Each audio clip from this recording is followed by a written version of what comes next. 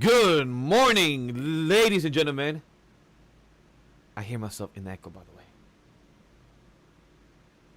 How we all doing on this Monday morning? We're here for the Off Da Binge podcast episode 8, talking about seasonal anime, and we're here to discuss week 11. I'm your host, Legendary Vash, and with me as always is the Hispanic assassin Crash. We like to call him, and this is your go-to seasonal anime podcast where we dive into the best and the unexpected and the hidden gems of the weekly season of anime. But today is our 8th episode, and we're bringing you week 11 coverage of the fall season anime, and it was a harem week and the week of exploration of and explanation, because that's what many animes was telling us what was going on, what's happening, and the information. So without further ado, let's get to meet the host. Let's start the show, and let's have a fucking good time on our morning radio show podcast.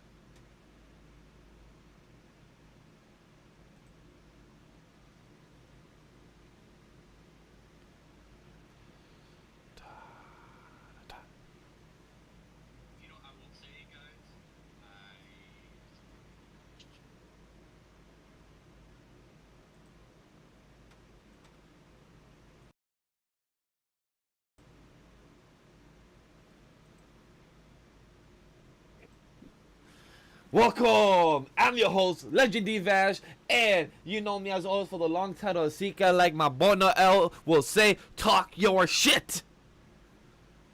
Morning, afternoon, evening, whatever time it is. It's your boy Crash, aka the Hispanic Assassin, your anime recommender for those hot, spicy rom-coms. You guys ain't ready for the harem week that is week 11. And by the way, Vash, I just want to say shout out to myself real quick. I'm so hyped. I was able to switch my audio real quick. Right before the podcast started. I didn't think I was gonna be able to fix it, but bam, here we are. Bam, I'm bam. ready. I'm locked in. Let's get this started, my boy. So, Chad, as you know, myself, Vash, we're right here with my co-host, the Hispanic Assassin, and we here for the seasonal anime podcast. If you're new, we appreciate you for joining us for an Anima Week 3 studio podcast. We are for animation, manga, wrestling, webtoons, and to bring the positive representation for the weebs and the conversation that surrounds it. So here we have a weekly show talking about animation, anime that comes on a weekly production of fall season. This is our launch for the fall season. We're about to enter, as the show is, winter is coming for the winter season of next year, so we can't wait for that. Stay tuned for a stream of what we be discussing for the fall season and stuff that we haven't heard of. We'll be watching trailers, so stay tuned there for our Twitch side. So stay tuned for that, and it's gonna be a fun conversation. We have week 11 where many animes will be continuing on the week 12 conversation, and maybe week 13, the week of Christmas. So we'll see. We will still be reviewing it, but we will be calling it week 13. We will see, or maybe week 12.5. Who knows?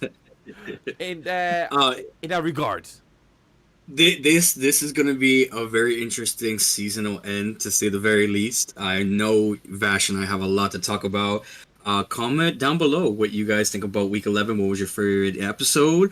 What was the best? What was the worst? And what you think is going to be like the best episode going forward into week 12, the final week of this fall 2024 anime season. Yes, week 12 is currently airing, so we have confirmed that me and Crash have come to agreement that for us, for week 11 counts from last week Saturday until this Friday. So I didn't watch the new episode of You, Miss Servant. I didn't watch no Healer. I didn't watch nothing from this Sunday. No Tower of God. By the way, I have complaints for Tower of God. I'm going to say that later. So I have, for the viewers to understand that now me and Crash are in the same page of understanding of the content we're viewing, that we're on the same episode. After 7 episodes, we're like, hey, we need to come to agreement because I watched this episode 11, but then you're on 10, so we can't converse about it. Now we're on the same page, so that's a good thing of it. So like Crash said, like, subscribe, check out the content of Weaves of the Ring, of the Anime Week 3 Studio Vote channel, the predecessor of what content we used to make, the old, the founders and everything. So we appreciate you checking that out. Now we're here for Off Da Binge without all the introduction out of the way, who we are, what the content is. If you've already been here, skip to the what we're binging, because if you're new, we're currently into the fall season. But then at sometimes, we're catching up to what we have in the backlogs, like any normal person would have in the backlogs. Myself, did I do any homework of what we're binging? Yes, but for the fall season. So I'm gonna keep that conversation for the weekly and the episode of the week. But I didn't get to watch anything for what we're binging. I've been slacking for this week. I technically did binge a show that I will be talking about for. I binged season one because I forgot what was season one. What was gonna be set up in season two. So instead of watching Yakuza or any other of these animes that I was interested in, I said, you know what? Let me just binge watch one show and then watch season two and binge that. So I technically did watch 22 episodes in one day still. So that's what it shows you. It depends on what keeps my attention, and it shows Yakuza, anime, and a few others. Nah, yeah, chop liver. I'm a binge watch a season one show that I'll watch on 420 in one day of this year, and then I'm gonna binge watch it again in one day, and it happened. So did I do anything outside of this fall season? No, I did not. So how about you, Crash? Did you watch anything out of the fall season that you was catching up to? Because I know you were still watching Ranking the Kings. Did that get back on the list, or you still put it on a little pause or hold? First things first, chat. Like I last week, I gave Vash the benefit of the doubt. Letting him slide with watching so many animes. This week, I'm not giving him, unfortunately, that pass. I'm very disappointed. I was expecting, I definitely finished earlier sometimes. Hydra Phoenix and Russian this season. I would have expected High School of the Dead. I finally finished this season. Hey, come back to me in week 12, week 13 with things I've done, because everything here is just one episode that needs to be finished for our list. So by week 12, week 13, week 1 of the new year, a lot of the fall, summer, and spring animes will be completed. So no worries. I'll get back to you, chat. That will be a big conversation for what we're binging when the week comes. Somebody clip that, please. We need to keep that promise on hold. So if not, definitely he can give me something as a reward. I don't know. No, let me just start off by saying, yes, Vash, to answer your question. I have been binging Ranking of Kings. It is on my current list to finish. I have not picked it up since last week. I mean, since the last time we talked about it.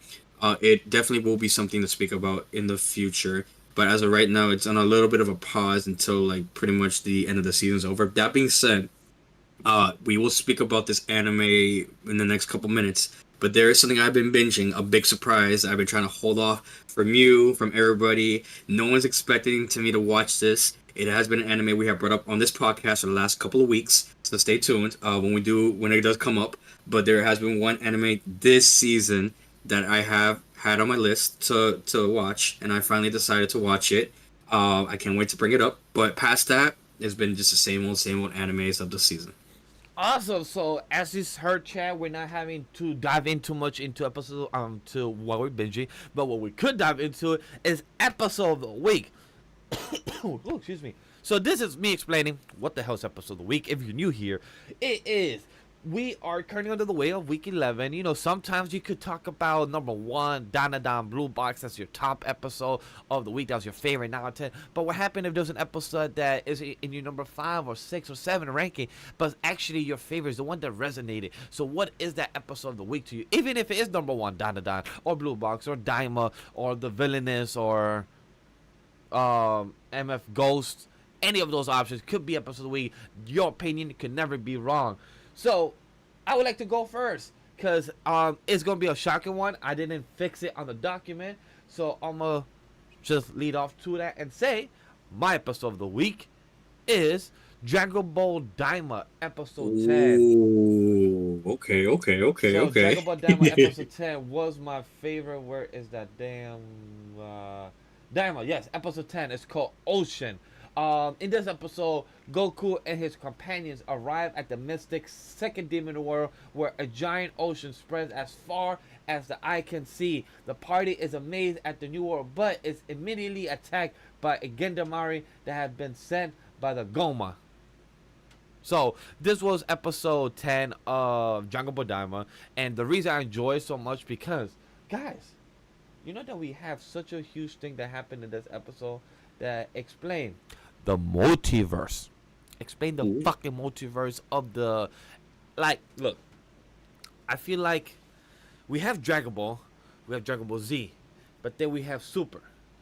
I feel like Daima is explaining the predecessor of Dragon Ball, but then explaining Super of how we got into Multiverse of Universe 7, Universe 6, you know, Jiren universe. I forgot where he's at. The gods of destruction. Those. 11? I forgot where's Jiren. No, Jiren. Is he from like 3 or 4? I feel like.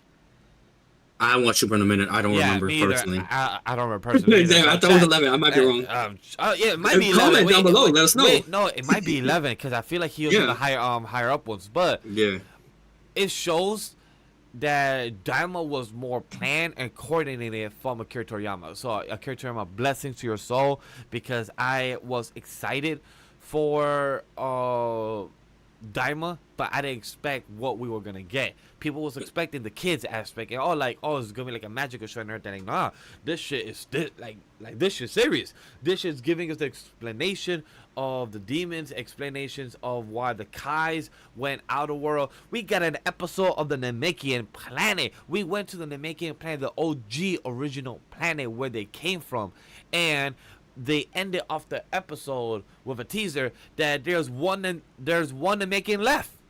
That's it. There's one Namekian left, and then he's just walking, and then he smiles, and then the episode ends, and I'm like, ooh. what does it mean? Is he smiling because he's about to do some shit? Or is he smiling that he sees some people? Or is he smiling because he saw our little midget type of Piccolo? Like, big Piccolo. I see you. I recognize you. Like, did he catch you? But interesting type of little loophole in that aspect. Like, there's a Namekian. What does it mean? And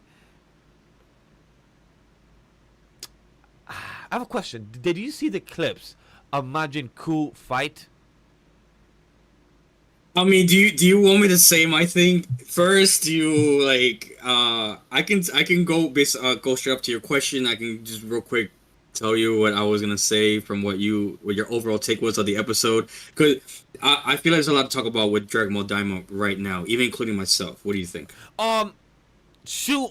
Tell the audience what is a surprise that you did for this past week, because I know already. So chat, you'll be hearing for the first time what is it that he's been doing, or if he finally jumped into an anime that Vash recommended for the past like 10 weeks.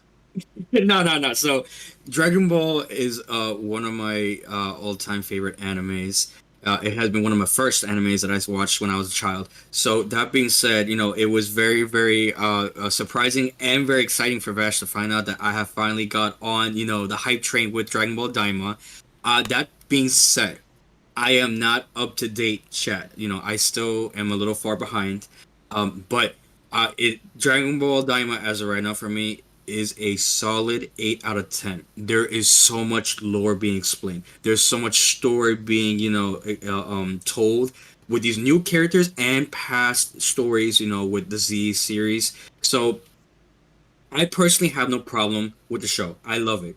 I kind of have some feeling towards how the children are looking, Goku, Vegeta, Piccolo, the whole, Z team looking smaller as children.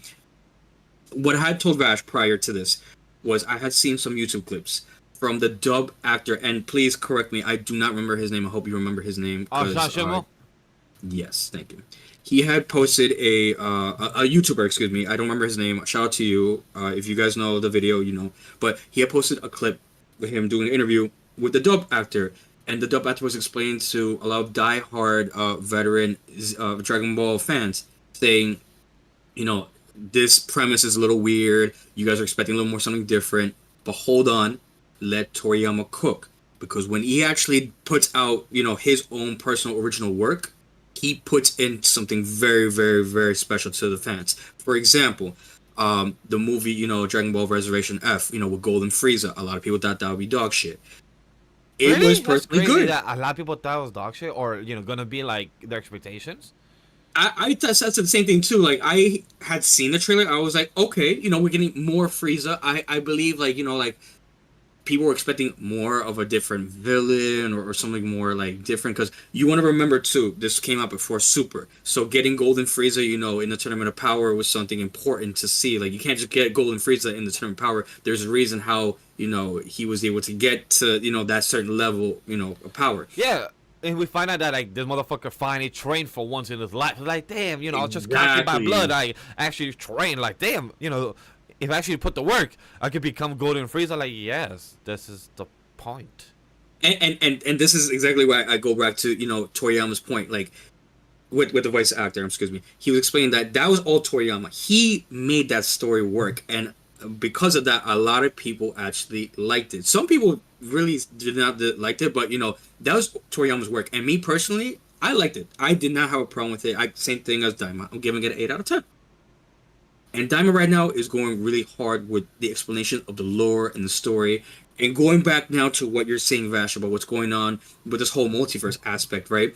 Learning more about, the Magians, how, the universes came to be, the demon realm.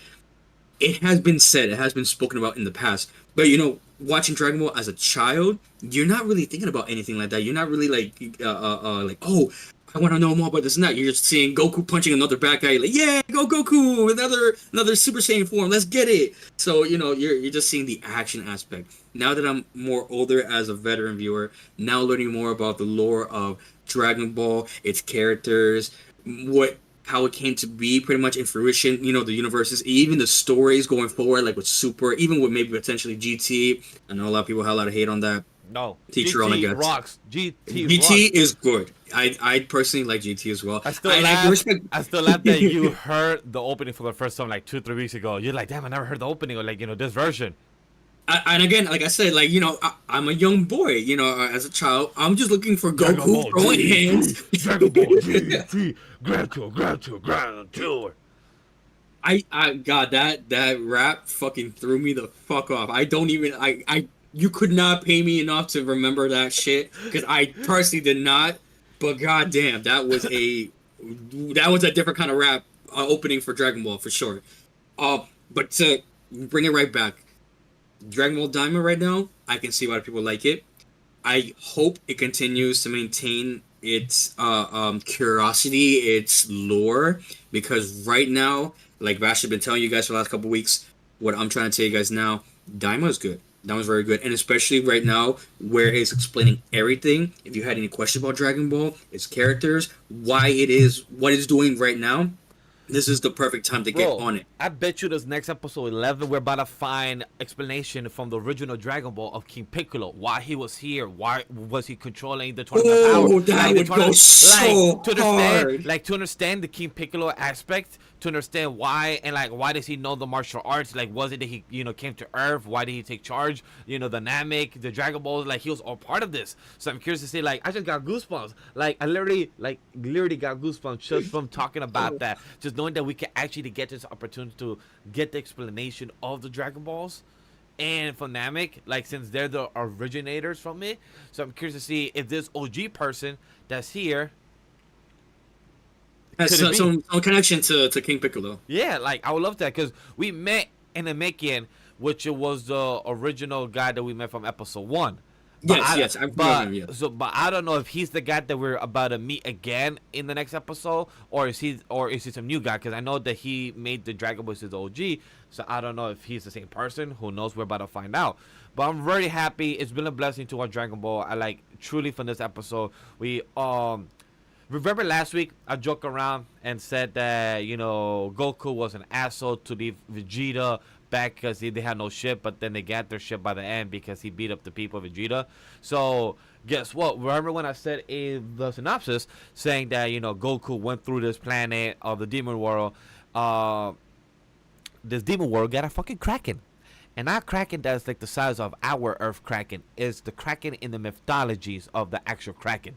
Like this one, yeah, it was that big. It literally crushed the ship of Goku's ship. Like it literally crushed the ship. Like they got caught in the water because like here's the water. The fucking Kraken was so big that if you are even like this close, like in the ship, the fucking tentacles literally just snatch it, grab it, and they had to escape. So they lost the ship.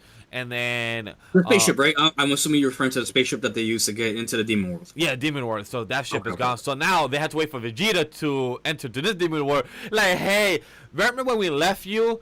Good thing we left you, because now our ship is broken and is destroyed. So now we need to go in your ship altogether. So I was just laughing about that. Like, yeah. So this is karma for Goku for being an asshole. Goddamn. And real quick before I forget, shout out to Team 4 Star. I don't know if you're familiar with them, Vash, but they're a Bridge series. Yeah, Bridge series. Yeah, I was gonna say bringing up King Piccolo just made me think of Dende.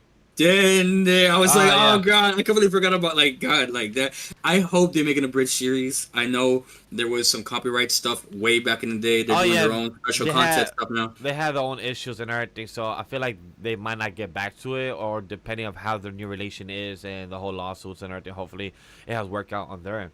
But for Daima, I've been satisfied with the comedy. Vegeta keeps getting shit on, saying like, um, the demon that's with Bulma, Vegeta, Piccolo. This demon continues telling Bulma like, you marry a funny guy with some weird hair, and like just keeps just throwing jabs at him like you're a weird prince, like you're a stuck-up prince, like just throwing these jabs throughout these episodes, and it just don't stop. So I really enjoy that, and I really love the explanation of the demon world. I don't want to dive into it to spoil Crash and not spoil the audience in case you haven't seen it. It's just been really enjoyable in the aspect of Dragon Ball Daima explaining the lore of the demon world, the Kais going to multiverses, their own version of subjugation and being put not into poverty, not even slavery, discrimination. So in their own version, in their world, so it's been interesting of why they left, who is the ruler, and why they're a bad ruler. So they gave that explanation. The most previous ruler before the Majin that we got in the original Dragon Ball Z, he was a fat dude, and it literally just like literally the comparison for the previous, like the past three, it literally goes from a big type of demon king who's fat and chubby and looks like he's an asshole type of dictator, and the second one is a built one, and then the current one is a little short one that has a temper problem. Like I just love it how each of them just change into personality and just change into their body. It's like, okay, the short one has to have a temper problem because they're short, so it just works to the character traits. It's just very hilarious in that type of stigma where Akira Toriyama always goes for the stereotypes of characters. Like the big ones is a fat dictator, the big brolic one is an asshole who's a like strong horde, strong horde type of dictator, and then with the current one is like, yo, he's mad, but also he's mad at Goku and them going through this demon world where he's like, yo, how they're so small and still so strong. I'm like, my guy, you literally just changed their age. You could have just said get them weaker, but you changed their age. That never changed. Their power levels never really changed. All they have to do is to accustom to their new body. So you technically fuck up, and you brought them to your world. Then never was gonna go to the demon world, but you instigated. You said, hey, I'm gonna fuck you up and change you at your age, but from there on, yeah, I could come to the demon world. Like, no, you literally just fucked them up, but hey, that's your problem. Yeah, like you expected them not to fucking follow you? Like what kind of king are you now thinking like, yeah, no, they're gonna say it's children, they're gonna cry. No. These people defeat Majin Buu, and you saw that yourself. Of course, they're gonna go now to get back Dende to figure out what the fuck's going on. Like this man overestimated, even us underestimated, the Z Warriors. And I can't wait for him to get what's coming to him. But that being said, too, I want to say at the very least, and I'm sorry, chat, this has to be really well known. Dragon Ball is a very old anime, a very old manga. If you're new going into anime, I wouldn't recommend Dragon Ball now more than ever, only because you need to understand you have to start from the very beginning of the original Dragon Ball. Where do you start now? Since Daima's explaining Exactly. the prequel. Yeah. So now that's the question. Where do you start now? Do you start in Daima, where they give you a bit of the characters and you only get to meet Piccolo and them, so it hits like the current cast from the original Dragon Ball? So, like, where do you start now? Daima, or do you start in Dragon Ball, or do you start in Z, or do you start in Super? Well, you definitely don't start in Super now. So, like, where do you start? Dragon Ball or Dragon Ball Daima? I would start in Dragon Ball, because Daima is explaining how it came to be. So, I would say Dragon Ball, then Z, then Daima, and then GT, then Super. I'm saying GT just because... Would it be Super and then GT? Yeah, I'm just saying GT because he didn't unlock Super Saiyan 4 yet before GT came out. No, yeah, that's Super, true. He's not, that's yeah. true. That's true. In timeline coordination is technically Dragon Ball, Z, Daima, Super, and then GT just to have at that, and you can choose to watch it. Chat, I'm just saying I recommend it. You can choose to watch it, even though it's not canon officially, but you can choose to watch it. For my take personally, it's like for anyone watching new anime, Dragon Ball is a reason. It's not just, to say like, Toriyama's last piece of work is fire, you gotta watch. No, no, no. There is lore that has never been explained, even in the manga itself. That, you questions that haven't been answered, that you never thought you wanted to know the answers to, are being answered now. And to know that now explains a lot going into the stories of every, past and future Dragon Ball series. Which is why I'm saying to those veteran viewers, if you think you knew everything about Dragon Ball, you don't. And that's why I say watch it now while it's still in the beginning. And binge it now. Binge it. Yeah. Binge these 10 episodes when you can. Yeah. Like me, I'm still a little behind, but I'm catching up. I will be caught up potentially by week 12. I pray, I hope. Don't hold me to that, but I will try. But better to be late than never. Because, and again, I was planning to binge it at the very end. My mentality was, I like Dragon Ball. I love Dragon Ball. I could finish that in a heartbeat, quick heartbeat, no problem. But we still don't know Vash, right? Know how many episodes might potentially be. It could be 50, it could be 60, it could be 40. It could be a lot of episodes, right?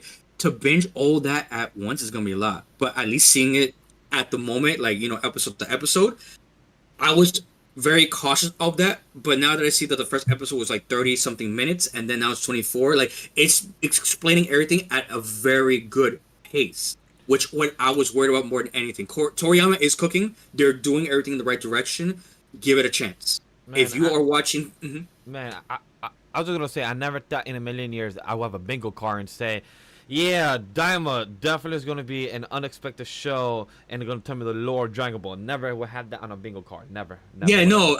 Even going to like Comic-Con or Anime NYC, when they had officially released a trailer of Daima, I've seen like the whole panel for it and everything. I was like, okay, it's a different take, it's a different perspective.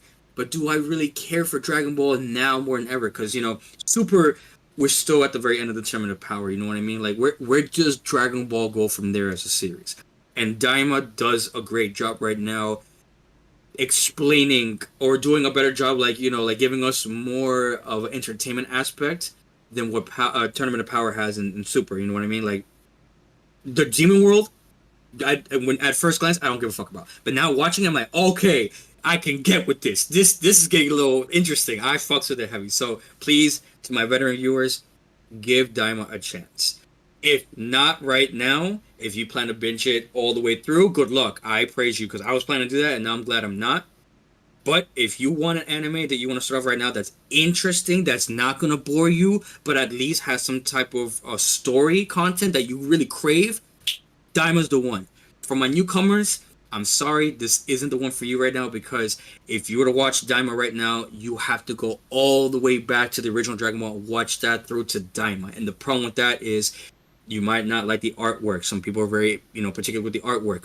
Some people don't like action anime, which is very surprising, but there are people like that. So, Dragon Ball is not your thing. You don't care about aliens fighting each other, then, you could definitely skip it. But Dragon Ball is one of the most iconic animes of all time. It's not even, one of the big 3 animes, but it's one of the animes that people have speak about. Hey, put it where is worth is the Godfather. The big 3 yes, is Naruto. You're Bleach, right. I apologize. Naruto, 100. Yes. One Piece, and the Godfather is Akira Toriyama. Dragon Ball. That's literally what is the name in our Discord server. There's literally a category calling the Godfather in big 3. That's what we got, and it's true. Rest in peace to Toriyama, but you are cooking, my boy, and we applaud you for that. So definitely, I agree with you, Vash. That is definitely episode of the week for you. I'm not up to date, but I will respect your opinion and say it is. By the time I catch up, I will come back to you in week 12 to let you know if I do agree myself personally. But for sake of argument, I do agree with your take. That was a really, really nice episode of the week. It is. Now talk to me. What's your episode of the week? I feel bad because I've been just talking, but that's fine because we're both going to be talking about this episode as well for this show, because your episode of the week was nice. I didn't get to finish the last 3-4 minutes, but I know I could guess what it would be about, so I know we could just literally go back and forth about Hina. Girl, you gotta have the huevas. You gotta be up front. Yo, I need this date. You and me, not just you and me and your side boy, not a group friend. No, you and me. That's what I want. Y'all not ready for this. I love romance with a fucking passion. And when I tell you, I was so happy in the beginning to see the childhood friend fucking finally, like Vash said, getting the balls to fucking confess. Not confess feelings, but confess to do something more than being friends. Bet. I love to see it. Taiki, fucking idiot today. But that's not why I put this at fucking, my episode of the week. I'm rooting for her as a childhood friend right now. And more so, my theory that I said last week, Vash, I don't know if you remember, about Shinisu potentially liking Taiki after, this whole aspect of, oh, I just want to stay friends, I want to focus on basketball, is becoming more and more and more believable. Because, and I'm going to say the theory first, and then I'm going to say my facts on the thing, right? So, the theory, again, for those who may not have watched the previous episode, just to recap again. In the last episode, pretty much Shinisu had told Taiki that, you're friend zone. That's it. Yeah, you're pretty much friend zone. That's it. Yeah. Like whatever happened, when we fell in the bed, we're being sick, whatever. Like pretend it never happened, and that broke Taiki's heart, whatever, right? I believe Chinisu's saying that because she doesn't know how to cope, how to explain her own feelings, as somebody who has never really potentially dated or has, fell in love with somebody.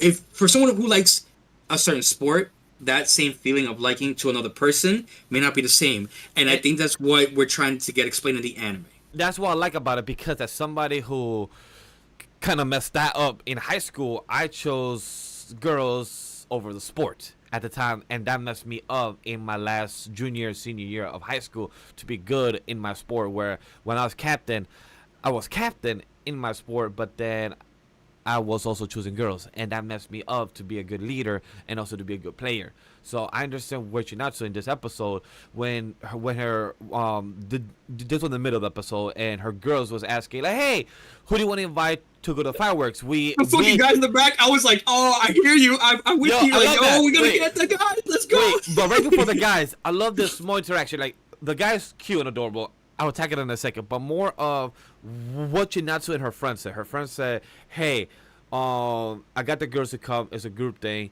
Want to invite some guys. What she said was true. To invite the guys, you have two things. One is to start any romantic feelings for the future guy to date in that group setting. Two was to have the guys there to protect them off any other guys to hit on them. That's a true point. Most girls literally have those two things. Or third, they actually have a guy best friend and they want to invite them. Those are literally the three things that always happens in those girls' conversation. But what I like that Chinatsu said that proves to the point that she said, I'm not really focusing on that right now to bring a guy. I'm really focusing on the sport of basketball. So I'm just doing me. I'm not for the streets yet. I'm just doing me. It's all good. I really love that and appreciate that to know as the character that we are aware of Chinatsu, that she is literally focused to what she needs to focus on is the sport. She's the love of the game. She loves the game of that she's committed to, and that's something that a lot of people cannot say. So I really appreciated that for a girl, Chinatsu, to say, look, she's stuck. Even if she does like our boy Taiki, she still loves the sport of basketball more, and the ambitions and motivation, and she's hungry for the nationals. She failed one time, she doesn't want to fail again, and she's hungry for that. So I get where she's coming from, why she's choosing. If she does like Taiki down the line in the next couple episodes, we find out as confirmation, then it's more like, hey, I actually do like Taiki. Can I do both? And high school is hard. When you're in a high school student and still understanding emotions, it's hard to make this type of decision. So it's like, if you choose one wrong decision, like a girl Hina, it could be the worst decisions, where she literally got told by fucking Taiki, like, hey, I thought it was a group date. She went to the corner, bro, and she literally went down her knees like, that's not what I wanted. Felt for this girl, because we have been in that position. Not just as a guy, I'm pretty sure for the girls too. Every person that has gone to school has been in that position where they have wanted to ask their crush, hey, like, let's go do something together, just you and me. But how do you say it in a way that doesn't sound weird, that might potentially ruin the friendship, Exactly, where it doesn't sound like a date. Like, you could be like, hey, let's go out as a group date, or like, hey, let's just go out, two of us. But they were like, what do you mean two of us? Just at the date? Like, nah, just as friends, so hanging out. Could it be involved as a date? Maybe. But you cannot really have this type of conversation at the age of 14 15, to 18, 16, you can't have that. Like, most kids will be like, oh, wait, if it's just two of us, we gotta be fucking, we gotta be dating. No. Guys and girls could just hang out. Could it lead to something? Yes. but we don't know until it happens.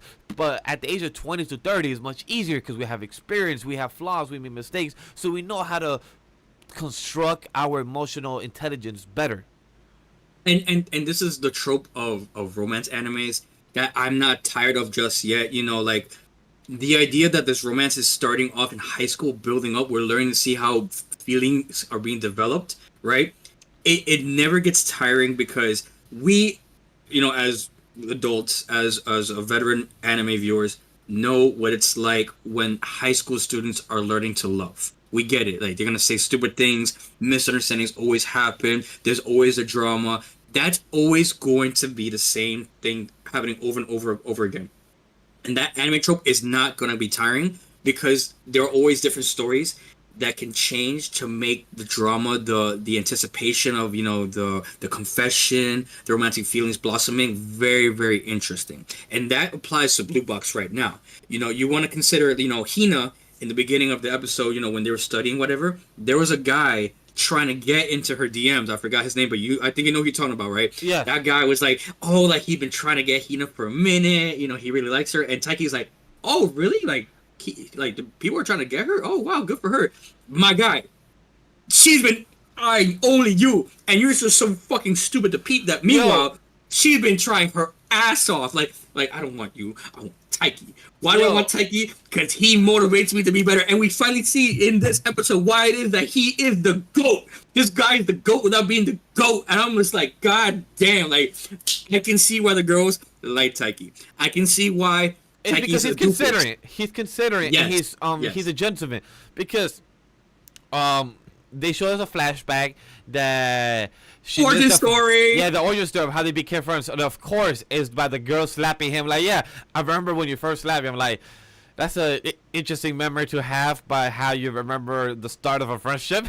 That's it. They slapped the shit out of him. I was like, damn, how you do my boy like that? And before you say that real quick, I'm sorry. Can I just say, go ahead. The guy with the glasses, the guy with the gray hair, remind me his name again, because I always forget it all the time. Kyoto or Kiyo? Yeah, Kyoto. Yeah. We're seeing here in this, you know, flashback, he is hanging out with Taiki, right? And I chat can call me out on it for sure. Definitely, please, by all means. But I was paying attention to him specifically in the flashback. It by no means any means necessary did I see this man looking at Hina in a weird way. So I'm still considering that other three that potentially he might like Hina. It may still be on the table. I don't see at this moment the theory being possible, because even when he found out that, hey, Taiki asked him, hey, want to go with us to fireworks? And he said, like, yeah, sure. But he said throughout the whole time he was processing, like, you doofus. She wants to go with you. Fuck. She wants you. I don't need to go. But my theory is that he's gonna cancel last minute, so it just becomes them two by the time they go to fireworks. So I don't think he will be with them. Oh, so you don't know. Like I said, I didn't finish the last couple minutes. Like the last couple of minutes. He did. So to spoil it, he did. He texted him saying, "Oh hey, I got sick. I can't go. You guys are going on." Yeah. I'm like, yes, like he is the true homie. He is the wingman. He's the GOAT. Yeah, he is the GOAT. He's like, yo, Hina, I got you. I know it, because even Hina's friend, when I love that line. I think I wrote it on my notes. I wrote, say, how do you tell a friend why you going with somebody else? You should have wallowed a bit over it. Yeah. He's like, hey, instead of me shutting you down, you should have asked somebody else right away. You should have made plans here. You should have cried that I said no to you first, waited a day, and then asked other people. Like, I get that.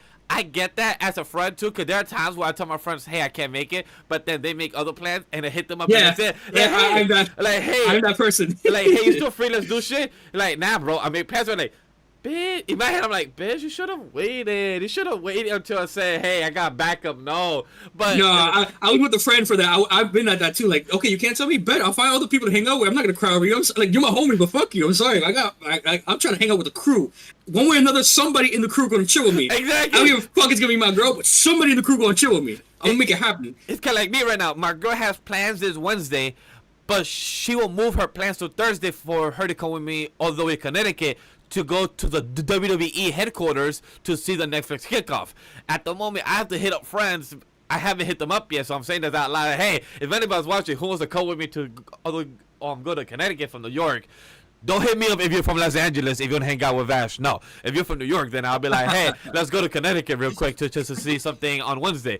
But that's something that I got to do. So if I hit up somebody that said no, but then they tell me Wednesday morning, like, yo, I'm free, let's go to Connecticut. Like, bitch, it's been 2 days. I got other people to ask. Like, nah.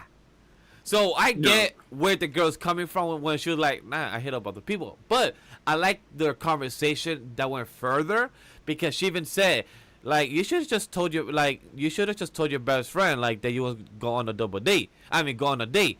And I love how he was like, wait, what do you mean best friend? And then the girl inside her head, like, she really thinks she's hiding it? Like, it's obvious. Like, everyone knows that she likes Taiki, except Taiki don't realize it. Even Shinatsu knows it, or kind of, like, observe it. Like, you know. Yeah, and like again, I'm going to go right back to that fucking quote in the very beginning, where Hina was eating the fried chicken and she was happy, and Shinisu was telling Taiki, I felt jealous when she did that. You can't say to a protagonist, let alone the fucking viewers, I'm jealous. That implies you have some kind of feelings, and you cannot say friendly, because jealous in that aspect, why would you feel jealous when two close friends, childhood friends, are having a moment together? No, that implies you have something more than friend feelings. Mommy, don't lie to us. Don't bullshit me either. If you can't explain your feelings, then I respect that, and we're gonna learn how you get over it in the show. I'm with it. Don't you dare lie to my boy. Say that shit. Fucking friend zone him, cop block his ass, and then watch him and Hina go on a date in the festival looking all spry and shit, and then get even more jealous. No. Then you're being, what's the word I'm gonna say? A little bit more malicious, a little bit more like ill will towards somebody that done nothing bad to you. Say your feelings how it is. Tell everybody how it is. Because misunderstandings at certain points just get tiring. We're not at that point yet with Blue Box, thank fuck. But if Shinisu does not play the cards right going forward, potentially this show might go in a different direction. I might not like it, but we're not there yet. It's still spicy right now. We're gonna get into the nitty gritty of the festival. We might even see a fucking kiss. Who fucking knows? Anything is possible going to the next episode. I'm excited because we're gonna get second core guys. So for next season, so we're still gonna get that. They might take a break after episode 12, and then they might run it back in the week 1 of January. So who knows? My last 2 things about this is one, Taki, as somebody who has or used to have an issue of doing multiple activities in scheduling in one day. Don't schedule 2 activities in one day. You are scheduling badminton practice with college students, and you have fireworks in one day. Don't do that. You're not ahead. Let me. I'll just say real quick. He is on time. Ino runs late, right? And this goes to the photo, the thumbnail that you guys are gonna see. Vash, just pay attention to the photo that I sent to you. Yeah, that's how Hino looks. So that's how Hino looks when she meets up with Taiki. So Hino's the one running late, right? And she's wearing I was about to say Yakuza. What's her name? Not Komodo. Yeah, Komodo? Yeah, is that what it's called? Yes, Komodo. Yeah, Komodo. Oh, yeah, Komodo. Also, the mom of Taiki. So that's the second thing I was gonna say. The mom of Taiki even said to fucking Shinatsu, like, "Hey, I could get you a Komodo for you to wear the fireworks." The way Taiki look, I'm like, "What Komodo? Wait, don't pay attention. Nope. And the mom is like, "Hey, how you going? You got plans?" Like, yo, mom, are you trying to put them together, or are you trying to get him? Like, you don't even know that your own son likes the girl that y'all living with. You wouldn't even know. The mom was being a little, I don't know what's the word, but to that, right? The only thing I could say to that is, again, with my theory, I'm telling you, Vash, Taiki goes, he sees the apple candy stand, and he's reminded of, she loves apple candy, and there is some there, so, they're not running out. And you see Hina coming in with a nice little Komodo looking. She doesn't look the same as she did in the flashback. She looks more mature, more dolled up. I would hope so. It's been a couple of 3 or 4 years from their middle school to now, so I would hope so. And so, as viewers, even as Taiki, we're shocked. We're like, oh, she looks beautiful. She, in her head, is ready to go on this date. Taiki, now, you're seeing a nice young woman in front of you. My boy, we know you like Shinisu. We know. But you had said in the beginning, too, that she does look cute. The question now going forward into, episode 12 is, is your feelings going to change now that you've been friend zoned? Does Hina have the chance to maybe potentially explain herself? Or we're gonna see a kiss? Is Shinsu gonna see them together and get jealous? This little like festival art moment is gonna get really interesting because so many things can happen, so many wrong things can happen. We might even get a spicy moment. The blue box can still say fucking the same episode, top one for next week. But that's why I like right now that Taiki in his own way is very very scared and shy to make his feelings, but like I was saying to Vash last week, he was able to get his point across, even be aggressive and hold Shinisu by the arm during when he was in the locker room putting stuff away. Hina's now doing the exact same thing, now knowing that she potentially has a chance. Whether or not Taiki can reciprocate those feelings, most likely might not be, but she's also trying as well too, just like Taiki, and it's because of the personality type of character that he is, which I love. Will Shinisu also have these kind of feelings? Will she kind of like have a revelation and be like, oh, you know what, I was wrong, maybe about my feelings, maybe I do love Taiki and I don't want him being with with Hina, but that's not fair. Anything is possible, and right now Blue Box is in a position in the anime where you can go literally any direction, and it's not gonna be not uninteresting for a romance anime. I don't know about you, Bash. Oh no, I agree. The romance aspect in Blue Box has been very interesting. I love how they keep the sport related and the rom com very balanced, very well. That doesn't feel forced. They still have the high school setting, still a rom com first and foremost, and a sport anime as secondary. So I'm satisfied as a viewer that has not left the viewer feel like questioning what the anime is about or the story, where it still has possible love triangle things going on, and it could become a square. If about Kyoto finally finds out like, hey, I should do Hina. So it's very interesting where everything could go and lead up to. I will just say my final thought, and I was very torn with this, that Blue Box and Don Da Don were literally right in the middle between each other for my personal favorite of the week. The only reason why I kept it at Blue Box was because for Don Da Don, which I'll explain later on, not to spoil nothing, I was expecting something completely different to happen, a specific trope, which I will build on, and that didn't happen. Just because of that, and again, that trope may happen in the next episode, but just because I was expecting it to happen more, because we're now reaching episode 12, that is the last episode happening. Yes. I know, you and I both know, there's going to be a second core, or it might be a second season. There's going to be more Don Da Don, for sure. But because of the time aspect, I was like, you know what? I'm going to have to give it to Blue Box. I'm sorry. Just because of that. I 100% agree. So Blue Box, solid episode. I will say it's in my top 5 for sure. Blue Box was very solid in the emotional. You understand the rom-com. You understand the high school setting, the friend zone. For the first time ever, and I hurt my heart because I love her. Fuck Shinasu. Hina, you got this. You can get this, man. If you can kiss him on the cheek at the very least, I'll give you fucking episode top 1 next week, please. Please, something spicy. Bring friend zone when you have a high school sweetheart. Oh, no, yeah. Sweetheart to the sport, because that is her sport. That's her high school sweetheart.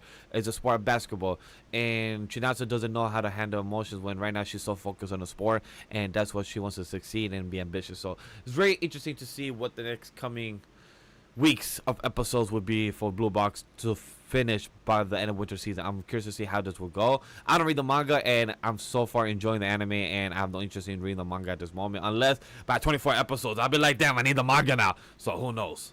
But at this moment, I'm satisfied. I'm good to move on to rapid fire. Ooh, so we have a lot to speak about on this, honestly. But where do you want to start off with, Vash, with rapid fire? Because like I said, we let into a lot. So for chat, for you guys to know, we have Danadan, Afrota, Blue. Why do we got Blue Box there twice? Blue Box? We already spoken about Blue Box. Right. I'm sorry. I'm a deleting Blue Box. We have Danadan, Afrota, Tango Night, and Amagami's sister, and you are Miss Servant. So we have these 4 animes. We're gonna tackle first is Danadan, since that one. Since that one's gonna be the big one, and then Afreta, Tango Night, and you my servant. You know what? Well, I was gonna say let's go in name order, but technically Afreta will be the first one in name order. So it's like, hey, Danadan's the first one on top. I'm gonna call it a day. So let's just tackle Danadan, since that's the big one of the episode of this week. We had our boy Gigi, the first crush, gets introduced. Jin. I'm gonna call him Gigi because I believe that's what Momo's calling him. Yeah, yeah, yeah. I Um, prefer me. I'm calling Jin. I prefer you calling him like that too. We can get this little name battle going. I like it. so Gigi, you're a wacky ass character. You're a wacky ass fucking how. I felt like if anybody has gone to a car dealer show and has seen those balloons that just be moving a lot their arms. Wacky inflatable too. Yeah, the wacky inflatable tools. That's what I felt like was Gigi. Like, bro was just moving his body like, yeah, wow, wow. I'm like, bitch, what the fuck you doing?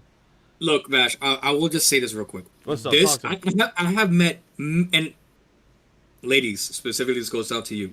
I mean no disrespect when I say this. I have met many fuckboys in my life. I have met so many men, players, sluts you want to call them for the streets, whatever name possible.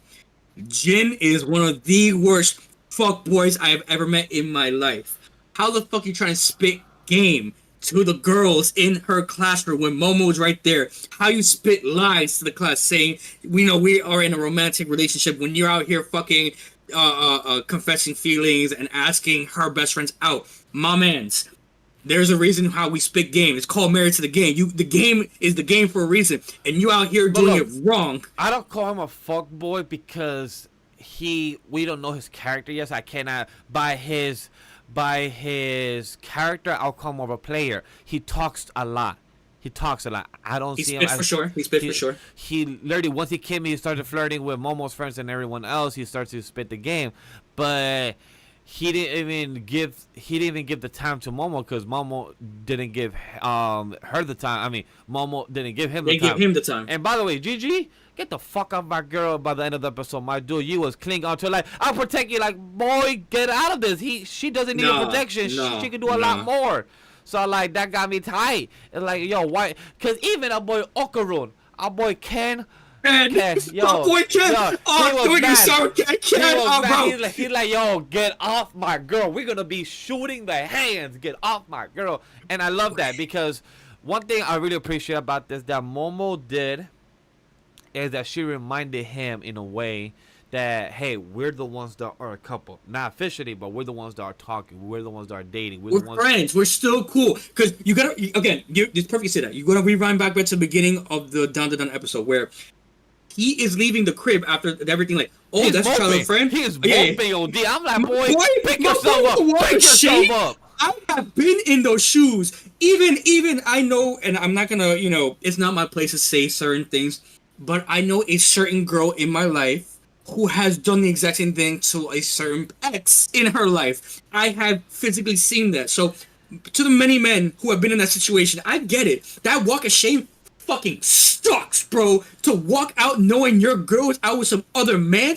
fuck out of here. Like, you're hurt, but you're too pussy to say anything because you want what's best for this chick. I get But it. also, For the simps. they're young in high school, so they don't know to even bring up these questions because Ken had like so many questions, like, "Hey, what is it? What is he like?" That's the worst But feeling, also, Vash. But also, I was a bit annoyed of his character. Like it bothered me a bit, but I understand. I have to What, give. Ken? Yeah, Ken. Yeah, I was a bit annoyed, but it's because in my mindset, I'm like, bro, you're overthinking in the matter of fucking like 5 minutes. Like, bro was literally on the floor, like, oh wait a minute, first crush. Is she gonna start liking him already? Is she gonna be with it? Is she gonna forget about me? Am I gonna be not friends with her? I'm like, bro, you're thinking about this in a matter of an hour, 10 minutes of just meeting him and walking outside the house. That shit got me tired. Like if I was there, I'd be like, bitch, shut the fuck. Get But your see, head. I Get have to your disagree head with you, together. Vash. Now, so you need to remember, this is happening in high school. You would have No. to think in that perspective in high school, you know? Exactly. That's why I give respect and understand for our boy Okaru. Because me as a character, I'm like, was I like that in high school to overthink? No. But I knew people like that. So I understand. So Okay. I was always a person that my mind has always been like Shikamaru as a kid. Like I would never think a step ahead. I would always think 3 to 10 steps ahead. So even if I think what could be, I will be like, okay, what could be in door A? But then what could be in door B, door C? I will have my different avenues. Okay, if Momo does still like him, would me and her still be friends? But then what would door be? Like, okay, Momo and me are a thing. I should approach her if we are still something, or if she's gonna gain feelings if I should back off. Or door C, let me talk to her tomorrow. This is a lot to deal with. So that's how my mind would be. Instead, Okra was like, it's door A, it's door A, it's door A, it's door A. Like, bitch, I'm gonna slap you. I'm in the opposite way as you, and this is why I relate to Ken a lot in this specific episode, and this is why you're gonna see Ken in this thumbnail chat, and that's what I have chosen. I am like Ken in that aspect. I have always been like Ken. I will always be like Ken in that aspect. I overthink things a lot sometimes, and I can even personally say myself, I'm not afraid to say it, I am a jealous kind of guy. When my girl, is definitely looks like it's being stolen away or with somebody else, something like that. That feeling in my heart, when I like somebody and it's not with me no more, I'm gonna feel like at a loss. Nobody deserves to feel that way. But that's the trope that I always bring back with you guys with rom-coms or even romantic animes. The misunderstandings in any given situation will not get tiring to a certain point. And right now with Dan Da Dan, it's a more feeling of nostalgia, than a basic common anime trope. We all have had crushes, and we don't know what the other person's thinking unless it's communicated and explained. They're gonna explain it eventually, their feelings to each other, like we just seen on the previous episode. Where why were you on top of what's the fuck is the name of that girl? God, I'm thinking about Momo Ira. right now. Ira. Like, why are we on top of Ira? And Ken is explaining to that. It will be explained. It's going to be explained. But right now, we're not explaining anything with Jin. In this episode, she even came to find him that he was working out. And he asked her, "Why you here?" Like, what you up to? You doing any such shit? No, I'm just working out, I'm chilling. No, not even that. He asked her, "Why you here?" Like, "Oh, I came here to make sure that you don't do such shit, and also I could watch you, make sure that nothing happens, make sure that you're being watched." And it's that she's saying that she's jealous without saying like, "Hey, I just came here to eat with you and have lunch with you, like we usually do." Ken already thought that they were never gonna have lunch together again because Gigi's here. I'm like, no, you overthinking shit. Stop. Have an approach Mama or text her like, hey, we're still having lunch together. And she says, no, it's just one day. She still came, but the motherfucking Gigi had to come fucking cock block, be like, hey, how you doing? Let's hang out. I'm like, bro, get your ass out of here. Get your ass out of here. I was so heated with that too because it's like you can't spit game to these fucking girls and then run back to Momo, my guy. Choose. Do you want all of them? Do you want just Momo? And then to Ken, right? And I speak for all my introverts because again, it is a little difficult if you don't know, right?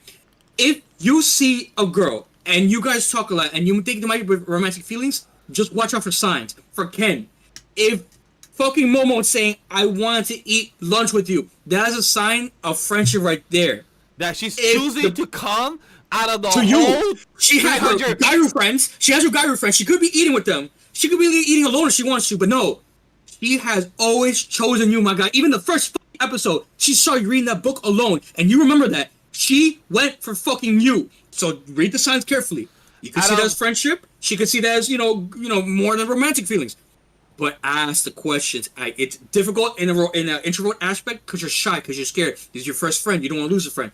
I get that. And this is what Donald's trying to teach us. Like, this romantic build-up to, my first friend's going to be my first girlfriend, potentially my wife. It's so fucking interesting to see that, that kind of unique take on romance. I really love what Donald's doing with that, right? But now we got to address out with the elephant in the room, Vash, right? Fucking Jin has now seen Ken's powers awaken. And I want to talk about real quick how you said that we have not seen Jin's character yet. And that's a very good point you bring up, because I was already thinking about that from the moment he got into school. Do you think, Vash, personally, that Jin is who he says he is? Because, we've seen his backstory in the first couple of, minutes, where he was explaining about, the potential demon or ghost, taking over his house, potentially hospitalizing his family. That's why he went to. My guess is that what happened to Ira will be happening to him. That Gigi will be getting some powers from the ghost that is inside their house, and it becomes his powers, and that's how he joins the team. That's my far-fetched theory. Two, I'm on the hate train of Gigi because it pisses me off when a guy wants to be chivalry. Respect. Chivalry is not dead. Thank you, Gigi. Yeah, chivalry. Yes. Thank you, Gigi, for having the enact of being a gentleman to protect Momo. But if a girl is telling you to get the fuck off, get the fuck off. Don't continue holding her on a 10 block, 25, 40 block radius of running across town while she literally wants to be with her boyfriend, not boyfriend yet, Ken Akakura. More than friends, more than friends, more than friends. And literally be like, hey, come get me. You should let go. You don't know what's going on. And then instead, you're kicking Ken because you think he's a demon. And by the way, it's always fun to hear our boy Ken literally calling her by her first name. Yes, in his depressed mode. Like when he's always in the forum, he's like, "Don't touch my babe. That's my girl. What you doing?" I was like, "Yes, tell him how it is, bro. Run the hands. Give her all the smoke." And she's like, "Oh, what?" Blushing in the corner. I was like, "Yes, yes, that's what I love to see the underdogs. I love to see the fucking introverts chat. You know as well as I do. We love the nerds. Want to be up always, and we are being up. It used to be the fucking back in the days. We always the jocks. It used to be the popular guys, the hot guys, the fucking. It never was the nerds. It never was the geeks. It never was the quiet kids. Now we see in the future that is the fucking nerds. It is the geeks. It is the quiet kids winning up there. We are all here for a chat. I fucking love it, Kim. Run your shit. I hope you fuck up this guy next episode. I swear to God, if you don't fucking run the hands, if you don't tell him how it is. Because he was motivated at the end. That picture when he was like, I want to tell Momo my feelings. I'm like, yes, my boy, please. Oh God, if you do not tell this bitch your feelings, I'm gonna cry. I'm gonna be so tight. Please. I love that you said that because for that episode, the end, it was beautiful because the way he had his realization. He had his revelation, yes. His revelation to understand his own emotions. Because people need to understand, emotions are a hard concept as a young age because you don't know how to handle them. You don't know how to convey them. You don't know, even yourself as the person who has them, you don't know how to even understand them their own. So sometimes when we watch movies, TVs, even animes, or even for our boy Ken, he was watching two half-human muscle robot puppeteer. I don't know what's going on there. The anatomy of a human body. Yeah, pretty much. Having a whole emotions of saying the version 3 loving the version 1 model and I'm expired. You can't be with me. I don't give a fuck. I love you, man. And explaining all that, and then Ken is understanding his own explanation of how he feels, of how he could tell, and all that is giving him the revelation like, oh, I could understand my own emotions. That means I do love Momo. That means I do care. I need to tell these feelings. So that's what I explained to him. I can't wait to see how they handle that in episode 12, that this is a big revelation for him to her. So I can't wait to see how their feelings manifest more in that storyline.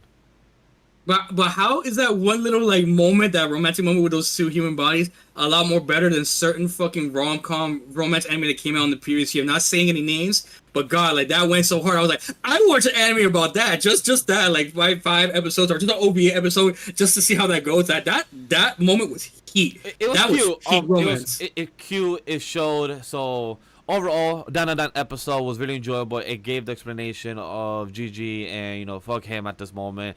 He's a player, not fuck boy to me yet, but he is a player. He knows how to pick the moves. He knows how to be flirtatious. He's a very wacky, inflatable type of character in that realm, and have a good time. I can't wait to see the ending of the core. I will say my final thoughts real quick, and this is a theory, Vash. I hope you will understand where I'm coming from the next episode. So Jin, I don't think is who I think he is. I think it's the demon. It's a spirit controlling him, acting the way that the demon is. So it might not be Jin being the actual player himself. That actually might be the demon being the player. Like, like in Bleach, like the first couple episodes, it was like Ichigo got like a whole other person like covering for him, but he was actually evil. He still looked like him. I think it's kind of like that in that aspect, right? So I think once we're gonna see Jin maybe acting in a certain way, and Momo and Ken are gonna confront him about it, and then the spirit, the demon, whatever, the monster gets unleashed. We see Ken and him fighting while also developing or explaining feelings from Momo between each other. Fucking Ken's gonna whip his ass. They're gonna subdue the monster, whatever. But then Jin is gonna be able to control the powers of that said person, whatever. And then that's that. I don't know. I would assume so, but really it's too early to say. If that's how Jin is as a character, just like you, bro, fuck him. I really hate his character. I see why people would like him. I see why the creator would make him the way that he is. assuming he is that way. But if it is the demon changing like that, and he has a whole different personality, I'm very curious to see how he's gonna act past the fight with Ken in the future. There will be a fight, of course. There's gonna be two guys fighting for Momo. I'm very curious to see how Momo's gonna feel. We might even get backstory why Momo loved Jin in the beginning, and now he doesn't. She doesn't anymore. You know, I can't wait. I want this fight to happen. I want the underdog to win. I'm all the way for you, Ken, bro. Confess your feelings if you can. Tell Momo how it is. I hope even Momo tells that. I don't even care who does it first. I really don't. Like, these two kind of characters are people I don't give a fuck who says who first. I'll prefer Ken, but we know it's gonna be Momo. But I just want to see hands being thrown. I want to see confession. I ain't gonna get no kiss, so I'll take a confession at this point. And I just want to know if I'm right about the demon controlling Jin, or if it's just Jin acting like that overall. I agree. So done. Episode 11 review has ended. Let's segue to ourselves to Alpharetta, episode 9, to season 3. What do you think about this episode? I was expecting more than what I was shown. That being said, we were given a lot of information, a lot of lore, and a lot of plot going into what's going to happen in the next couple of episodes, pretty much ending the season. So, you know, Shay now is 100% part of like the harem. You know that, you know, Hajime already has the harem with, you know, the 3, 4, 5 girls, technically, right? Well, so we found out from our god that he has officially a number. I'm not going to spoil it to the chat in case you guys don't want to know yet, but we have a number that he has, so it was pretty interesting to find out. I'm gonna spitball real quick of what I wrote because it's very hilarious of what I wrote. So I said, the hero party failed that damn fucking test. What a disappointment. Yue tells Carrie, Yue tells Carrie, I see why you fell in love with him, which is hella cute and adorable. Shia is special to Hajime now, and she lets him know. Yue doesn't accept Carrie as a third wife. You decline, which is hilarious. Shia and Hajime kiss. What? Cute for Yue to be holding Shia. That was adorable. So I like the way like she just hugged her, like, hey, I accept you as my second wife. Like, you are part of the family. So I was laughing about that. And then wait. You want to remember, he even says it too. He doesn't feel for her like that, but he considers her somebody special. Yeah. And I respect that. Because the main will always be the main when it comes to the harem. A lot of harem animes, you want to remember, doesn't have that, you know, mindset. It's like, well, High School DxD. All of them he loves. He loves Rhea. She's the main, but he loves all of them. Zenobia, fucking Aria, I think her name was, the blonde hair girl. I don't remember the list, but like there's many animes there. There's a first wife, second wife, or third wife, but it comes to the list. But for Hajime, he tells you like you are always the main wife. You are the person. But if we're gonna add a second or third or fourth friend, I'm gonna give like me, I'm okay with as long as they're special to me. But the first person that gives the permission is you. I don't want to add nobody else unless you don't like them. And you know, Kyrie says, you would tell Kyrie, like, you're declined. And Haji was like, well, you should decline you. I can't accept you. Oh, God. And look, what I will say with your take with Yui and Kyrie, what were you saying her name was? It is Kyrie, Kyrie the Angel. Yeah, Kyrie. So, the reason why Yui does not like her is, again, she had a crush on him from the get-go. So now that Yui's the main, of course, she doesn't want pretty much this person potentially getting back into the first place. The OG getting back into first place. Hajime does not give a fuck. Let's address the elephant in the room. Whether he went with Kaori first does not matter. Whether he stays with Ye doesn't matter. Whatever. At the end of the day, he is a changed person. He's not the same person he was when he first entered this isekai world. So that being said, I would love Kaori to be part of the harem officially. I want Yui to tell her, like, hey, like, you know, like... She will eventually... I'm curious to see how that happens with Kaori and Theo, because we know that eventually they will get into the harem. I'm just curious to know of the set amount of other people that will be added that I found out, like, wait, this motherfucker got how many wives? Okay, cool. And I love how it's like on paper is Yui, but then like as without paper, it's like the set amount of other wives.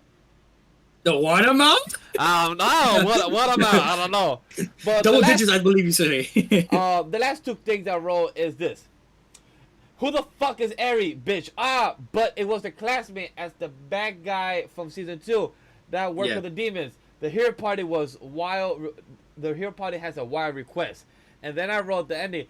Ending 2 things. Eri is still crazy as hell. And 2, the angel came to attack and kidnap Miyu. That's what threw me off. Yeah. So that threw me off too. But let's rewind back a little bit because with this, like I said, there wasn't much happening plot wise, but it was building up to what's gonna happen in the next episode, building up to the plot point. So let's go back to the hero aspect, right? So we understand that the hero party sucks royal ass. My guy, you could not finish the fucking labyrinth, and now you're going to Hajime, the one person who did not have the best powers in this whole fucking anime. You're going to him now because he's OP. He got bitches. He got money. He has power. He's got class. Now you're going to him like, yo, no funny. I'm sorry for talking shit about you, but I need a favor. You think, on God, he was going to let you slide with that? Fuck no. He should have said hell no, but he's such a nice guy. He was like, you know what? I'm gonna be a real one. I will. Well, take your. What's funny? It wasn't even the hero that acts first. It was the no. girl. It wasn't the fucking bro. That's what got me tight too. It was the bitch too. I like it. I like that because the little girl was like she gave the perspective of Hajime. Like, hey, I understand Eri did this to you, to us. But my favor and my help is like Eri was my best friend. I would like to see if I could still save her. And then the hero party got themselves involved. Like, hey, I would like to also request the help for you to teach us the labyrinth, help us get there, and all that. So that was very helpful and really cool to see from the hero party. Even though, like a joke around, it's a disappointment in them, but they have flaws as humans, and that's what it shows. Hajime has left his humanity to go the hunger of survival. That is more stronger than what the hero party is. The hero party are just trying to do good in the world without knowing that when you do good, you have to cross a gray line, and that's what Hajime has done. He crossed the gray line, so he is in the in between of hero and evil, depending on perspective and what you view in life. And I like what he said towards the respond towards that. When it came to Eri, he gave like, look, if you want to save her, cool, I help you out. But the second I see her ready to do anti-evil, shot in the head. It's on sight. It's on sight. And I fucks with that so hard. But look, Suzu, excuse me, saying that to Hajime was fine. But I personally would have expected Kaori to say that. The fact that she didn't say that makes me want to believe that she has no hope for for Eri at all. Like no hope whatsoever. Why would the person that got murdered from Eri say like, yeah, I agree now? I'll be like, fuck it, but she killed me. Girl should die. Yes. But you remember, Kaori is still a little like, she's still trying to understand her identity now that she's an angel too in that aspect. But she's always been kind-hearted. Like, you're gonna hate the person that killed you for sure, but you would also want to know why. I mean, unless it was explained season 2, because I forgot it came out a minute ago, so we're watching this a couple years later. Yeah, I don't remember season 2 too much on top of my head, so it's hard to understand that if Kaori also with Kaori is like you could forgive, but you can't forget. So like Kaori probably has forgave her as a classmate, but she hasn't forgot like, nah, you murdered me. I became this angel. I could be with my boy Hajime, but you technically murdered me, bitch.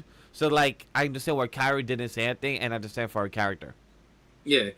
I'm again, you bring this back. I don't know why the hero, like now, Vash, like we got a couple episodes left before the end of the fucking season 3, right? Anything can happen at this point. The fact that the hero is not even doing anything in his own right to even ask for help is fucking mind-baffling. I'm bamboozled by this shit. I get you have pride. I get you're too pussy to ask Hajime for the help. For sure, as a man, sometimes we feel that way. I get it. But my mans, you need to know when to fucking fold your cards. This man has gotten fucking majority of the labyrinths. I think one more is left, and that's it. And then you have one of the fucking the Great Compass, one of the biggest artifacts right now in this isekai world. My God, you're fucking up already. You need to either step up your shit and get better training from either him or literally anybody else, or else let him be the hero. Because at this point, he's the one running the fucking show, not you. I don't see any potentially developing things for this character. He has not done one thing to help out at all besides him just being the fucking hero. The hero what, my guy? The hero fucking shit. That's what the fuck you is. But that's just my hot take, personally. God. But other than that... Yeah. No. You could go ahead, because I don't know more thoughts. I already said about every fuck the bitch, the demon, and about me. We could talk about it once you're done with your rant about the hero and his party. But other than that, like, I have no more thoughts about the hero, because like I understand where they're coming from. Like, you gotta swallow your pride, because that's what he did. He swallowed his pride to ask for help. Like, hey, I want to get our classmate back. If we're going back to Earth and leaving this fantasy world to go back to Earth, you want to get back your classmate, at least go back in one trip. How'd you might not join you, but the hero party, they have a vision to go back as go back as a unit. Yeah, so and that's something we were talking about last episode, right? Like, now that he has the power potentially to figure out how to get back home, what he's gonna do with that power. And the hero party even too is kind of like, we can't beat this man, right? He is mad OP. So I peeped that. I'm like, that's why they were like going, like, going around the question of like, so what you gonna do when you get back home? Like, are you gonna throw a party? Are you gonna bring the girls back? Like, I get why they're going around that, but we know that Hajime is not like that. Like, the fact that he told everybody, like, yeah, no, we're all going back together was cool. Now, my question is, are you going to bring back, like, your team too? Are you going to stay behind and stay with them? Like, that's a big question we're going to see going into the end of season 3. But my main thing now, more than anything, is, right, I've been told, and it was spoiled to me, supposedly, that in the manga, right, from what I talked about in the previous episode going now, that supposedly Hajime had an intimate moment with Shea. We didn't see that in the anime. We just saw them, like, maybe just, like, being close in the tree and everything. Well, now, supposedly they fucked. And I didn't look. I don't know. That. It could be happening in this episode. Probably it might be happening next few episodes. So I feel like it's hard to say until we finish the season to know that if they move that story plot for another scene for another episode, or they just took it out because they don't want to anime or deal with the bullshit. So I'm not too stressed about it until we end with the season. Then I'll be like, wait a minute, I heard this rumor of that in the manga this happened, but it happened in anime. So they could either have moved it for different episodes. Is my assumption. So I'm not too stressed yet. No, you're 100% right. Now you're saying that, and that makes sense. It could even do an OVA with that, because they did an OVA with season 2 with the whole, I think it was a colossal arc or something like that. I forgot. It was like 2 parts, whatever. Yeah. But they could do something like that too. Yeah, 100%. But we're gonna see more interesting things happening and developing at the end of Arfuera in the next episode. The angel thing. I don't know either what's gonna happen with that. I don't know why she's up there. We're gonna find out more anything like what's happening with that. It's kind of hard to theorize about the last 2 scenes. Like, Eri and the Demon King or Demon Lord they're gonna start some bullshit and they're gonna probably lose again. They're making the moves right now, These are being moved. Yeah, so I'm not stressed. That's gonna probably happen in episode 12 or 13, like the last arc, like probably a battle or something. They're gonna be front lines and the king is gonna fight, who knows. So I'm not too stressed about it, but that was the most of the plot about this episode, so I can't wait to see the continuation. Things are picking up. Slow start in the season, but it was a lot of build-up, story progression. Now we're getting to the climax and ending off with the story plot of the season itself. For sure. Now, let's talk about, have you guys been young and want to go on an all-night out and say, hey, fuck the responsibilities, fuck what we got to do, let's just be hooligans and just be outside. This is Time with a Nine with Amagami Sister, episode 11 review. I am going to let you speak on this, Vash, first. Because I have mixed opinions with the episode and with the characters. I want to hear your take first before I say something. All I'm going to say is, look, when it comes to our girl Yue, I'm confused as hell with the story plot with her, with the name change. So I'm a bit confused as that, is this a different daughter is this the daughter that is like not the same mom or something, or is this... What you ask is she is who she's saying she is? Yes.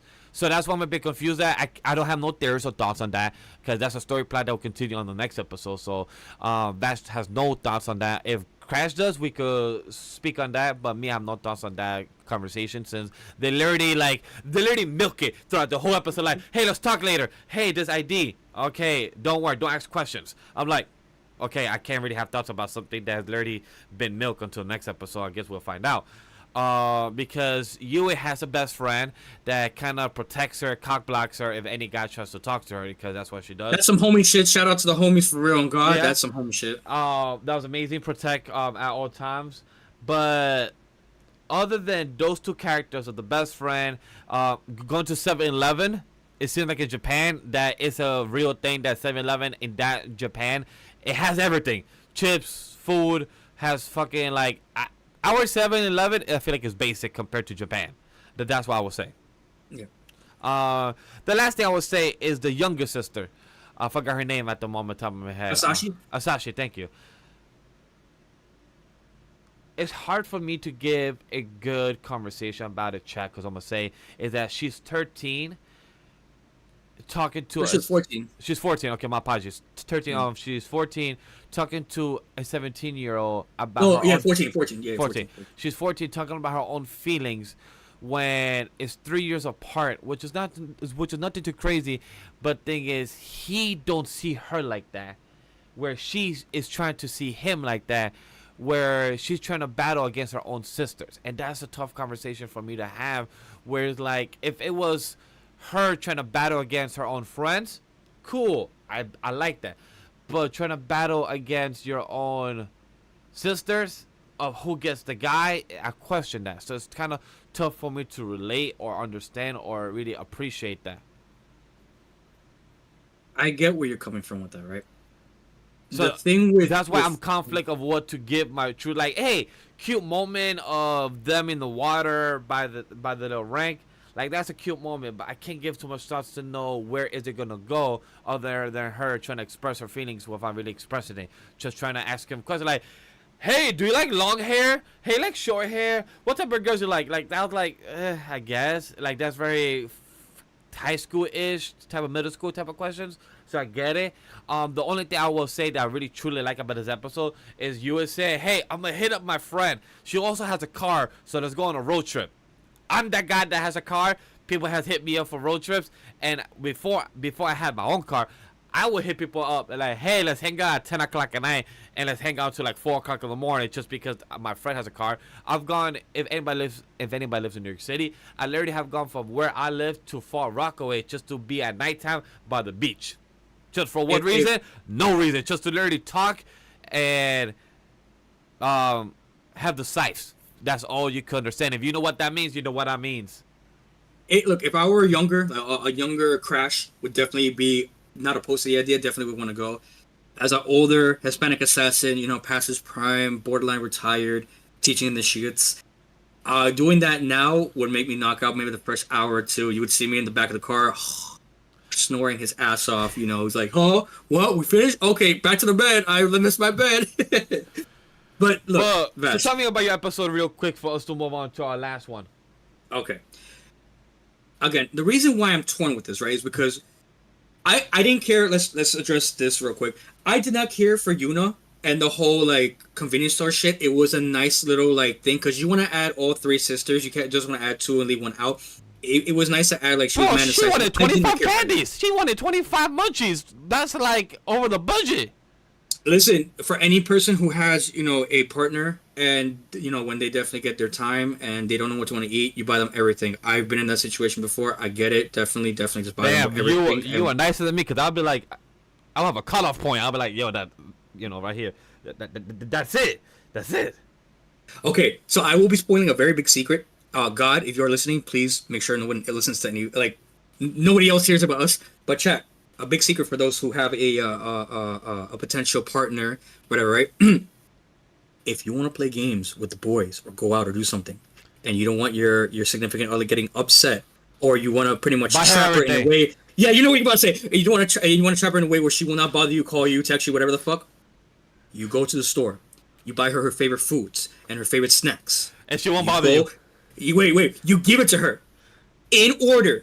Here's the main course, appetizer, dessert, drinks. Hey, I got something to do. I'm gonna play COD with the boys. I'm going out with the crew. I'm gonna kill some Templars. Don't fucking bother me. Okay, bye. Love you. See you later. That's it. But don't tell nobody, chat. Don't tell nobody, or else that's it. That secret's gonna be out. We're fucked. They're gonna know what's up. One quick side tangent about that is one of the interviews of Randy Orton. Anybody in pop culture knows who that name is, Randy Orton at least. And he was having an interview with Cody Rhodes, and Cody Rhodes asked him a question like, "Hey, does your wife say anything of you?" Because he was playing a lot of games because he had surgery. I remember the interview. Yes. And he played he said he played Elden Ring, put like 600 hours or something. He played Fortnite, a couple of games, and his response towards it like, my wife bothering me, I'm gonna just pass on my tablet and go buy stuff on Amazon, bring boxes home. I'm gonna go play video games. And I love that response because one, the only reason he could say that because he got millions of dollars in his bank account, most likely, where he'd be like, yeah, just buy shit, I don't care, I'm gonna just play video games. Where he knows that bank account is not gonna be wiped because he's working and he's chill, he's set for life. He is a third grader wrestler, so he's chilling. A regular person in our class, in our society, can't really do that. Hey, like, hey, babe, here, I'm gonna pass you my Amazon, buy whatever you want. Hey, is there a budget? No, there's no budget. Not really. Fucking people can do that. Didn't even think that. Fucking he was playing that Pop Smoke song as he said it to his girl. It was like something special. Yeah, I take you on the shopping. Yeah, just buy whatever you want. Just go to shopping spree. God. But that's something that reminds me of why he did it. And he technically a boy. He won brownie points because the best friend of you is said like, yo. Oh, you bought that with your own money, even though you're a broke ass nigga. You know what? All right, cool. Props to you. I got it. You got it. Okay. Yeah, I cool. So next time, I got you. Next time I got you. I see what you did for her for her sisters. I got you. So that's pretty interesting. Man wrote per persuasion and got a 16. He got it just barely enough to let her, convince her like, yeah, you all right for now. But okay, again, going back to that, right? I did not care for that whole aspect. My main thing was not with Yuna. It was more with Ayashi and Yai. So first, Yai, right? To make this real simple. I believe it's 3 parts. I think it's the first part. Second part comes out this week, and then the final part next week. If it's 2-parter, even better. But from what I understand, it's a 3-parter, right? Yeah. So there is something with the last name. We don't know what it is yet. I don't even know like how that works in that aspect. Like, is she who she says she is? Like, she's still like a legitimate sister of this family, or is she just like an orphan that came? Like, we don't really know that. Yeah. It's soon to find out. Okay. As much as I want to know, I also low-key don't want to know, because what I'm seeing here is Yuru is pursuing this, so that means potentially that she might be the main sister he wants to be with. Okay.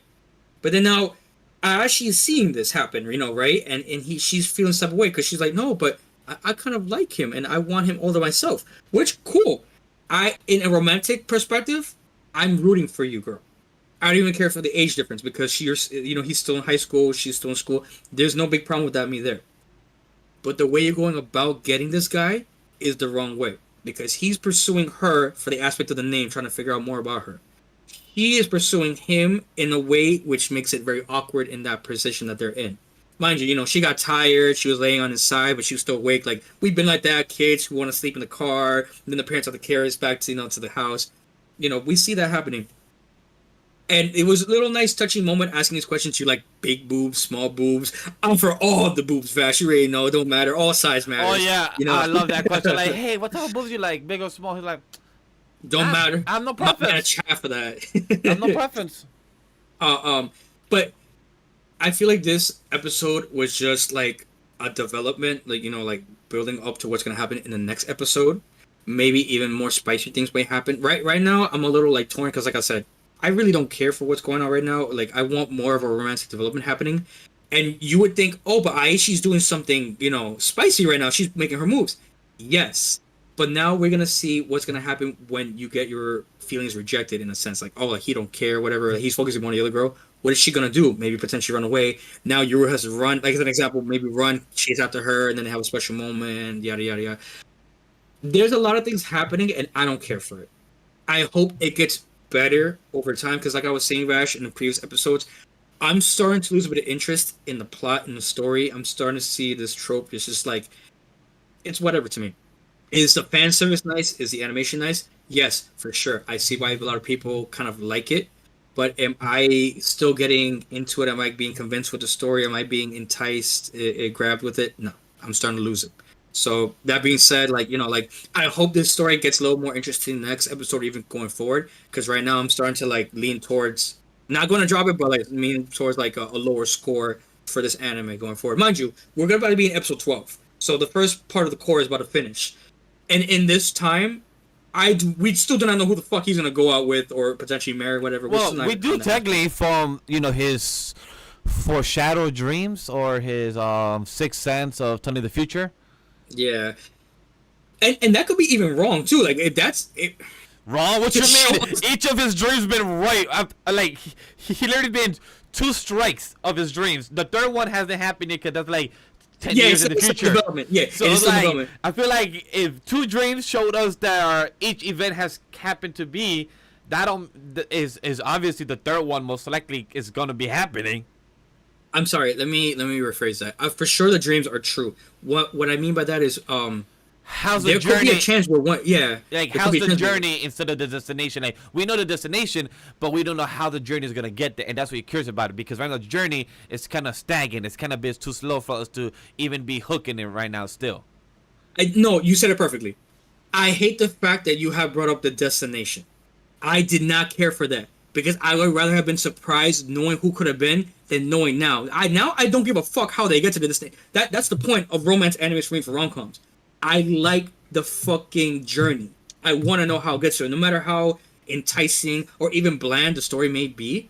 It at least like the surprise element makes it more fulfilling for me as a veteran viewer. The fact that I know now the destination, which again, so far you have been correct by saying the dreams so far have been true. There may be a chance where maybe one of the dreams do not come true because it's a rope. It's going one direction. It could be like a multiverse theory where it could split and we could see different things happen. I would like to see that for sure, but do we know that for sure that's gonna happen? No. God, don't answer that question yet. That comment happens or not, please. I'd rather not know. But that could be a nice thing to see. I would like to see something like that. Like, what if that doesn't happen and it goes a different direction?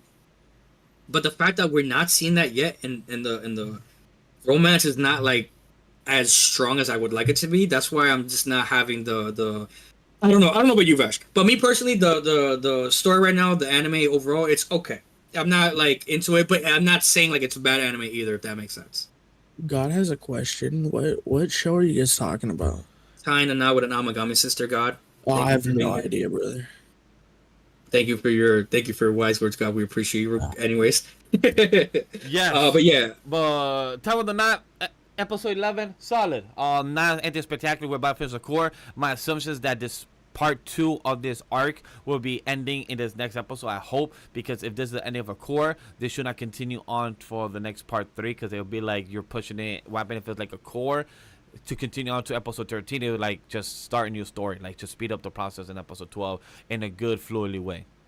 I agree. I'm not even gonna say mid, and I'm generous to not say mid. I'm just gonna be agreeing with Vash on this one. Like, it's good.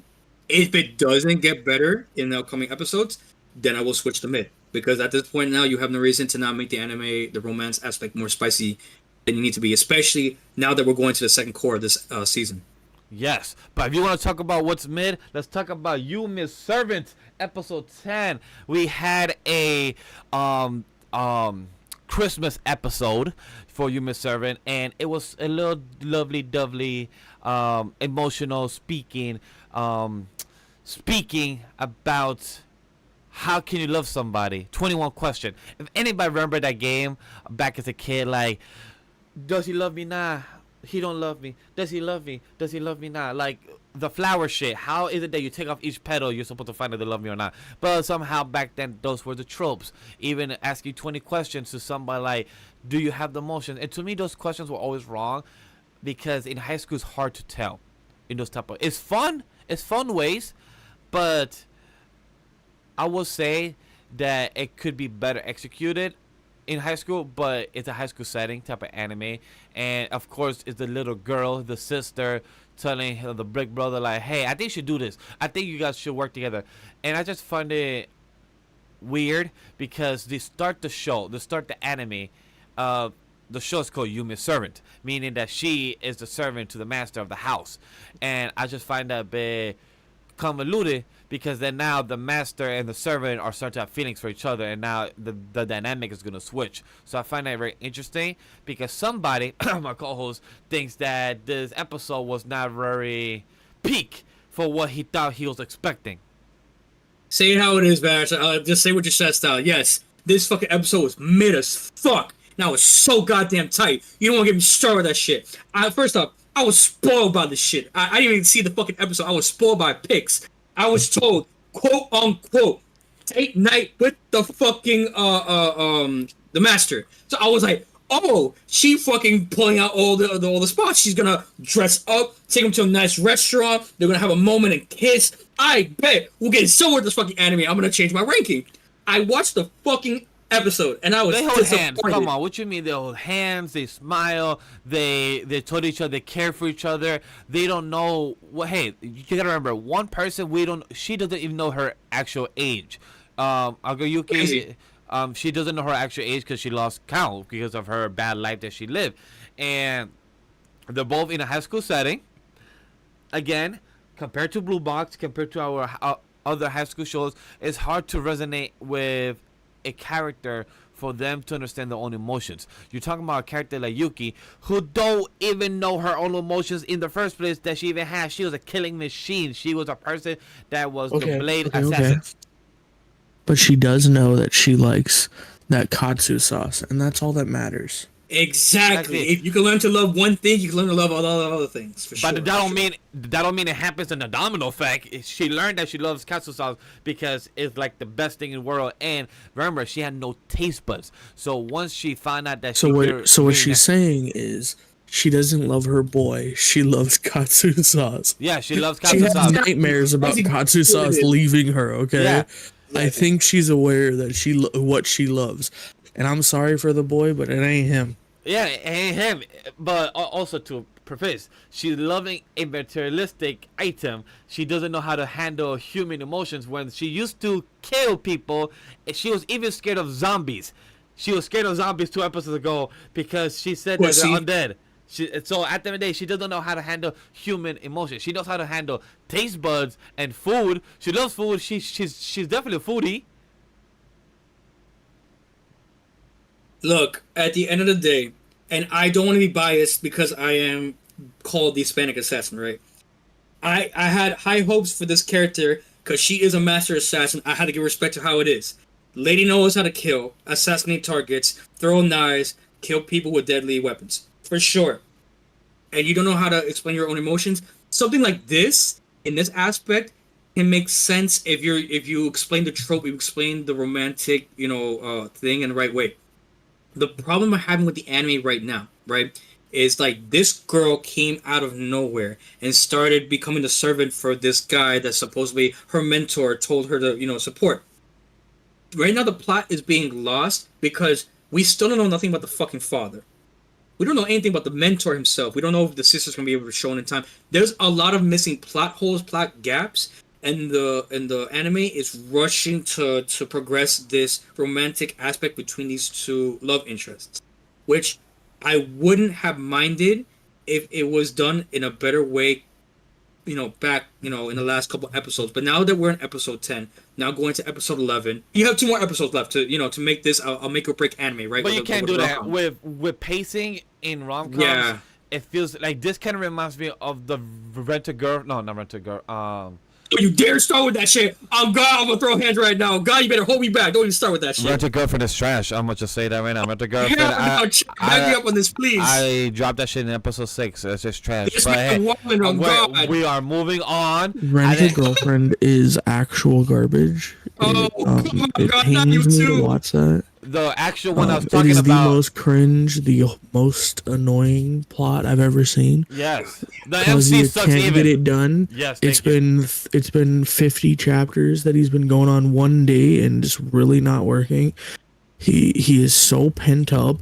Like you would assume bro is a virgin, like that he's like a 6-year-old virgin, like the way he acts around women. He is actually the worst human being I've ever seen. It's crazy.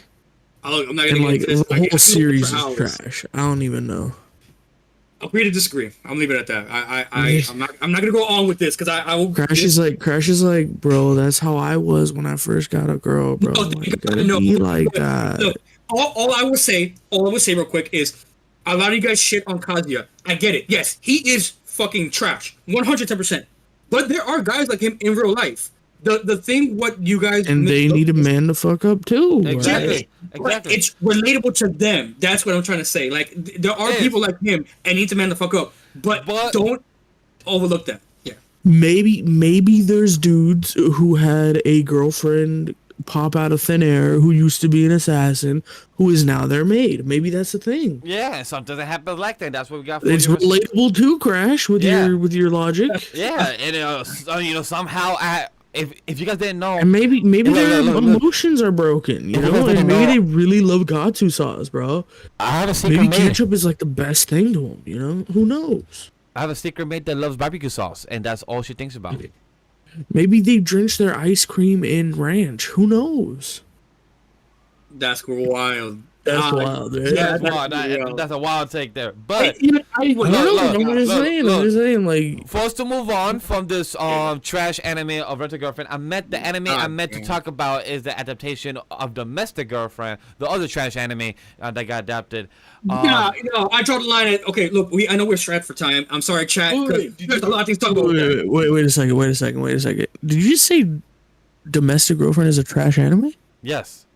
You're wild for that take. It's Are you wild for that controversial. one, Chief? It is controversial. I don't think it's trash. Could have been better. 100%. But I don't think it's trash. The reason I say adaptation, the anime is a bad adaptation. The manga is I don't good. think so. I think it's the it opposite. is. I think the manga was trash. I think the anime was just No. Crash. The ending of the manga was trash. Exactly. 100% agree with The you. ending was trash. The But manga was but good. Manga was But the great. manga up to the ending was pretty great. fire. Yeah, it was alright? pretty fire. It was great. I would not take that. I have not And read then the whole and then manga. out of nowhere, someone got hit by a car, went into a vegetative state, and then won somehow, which is just fucking wild. Work, But what I would honestly. say is that the anime adaptation to me is bad. But we can have a whole different tangent another It's day. aight, it's aight. Yeah. Okay. It's I would say.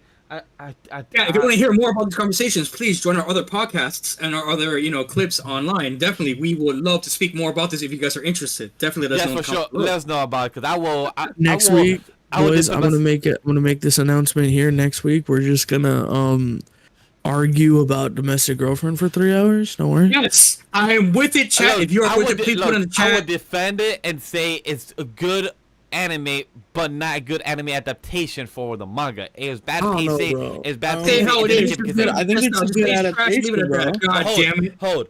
And it's not trash, all right? Trash is the one word I want to allow you to use, okay? It's not. It is mid at best. All right. It's Mid is harsh. Mid is harsh. I'll give it. I think it's top 5 ever created. You know, I'm just saying.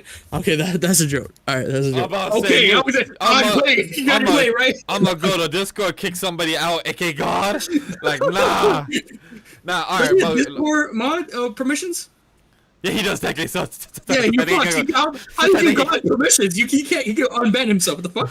But all right, just to keep it back. Perms, you can't kick me. To bring it back, Human Servant is with the pacing. Can it end it off with 2 episodes to wrap the father, to wrap the love interest and everything? If it gets a second season, yes. But if they're gonna end it off and just be one off, I don't know how is it going in the manga. I don't read it, so I'm unaware of. When it comes to the anime, depending on the last 2 episodes, I'm really curious to see what my score would be. Because right now it's a solid 7.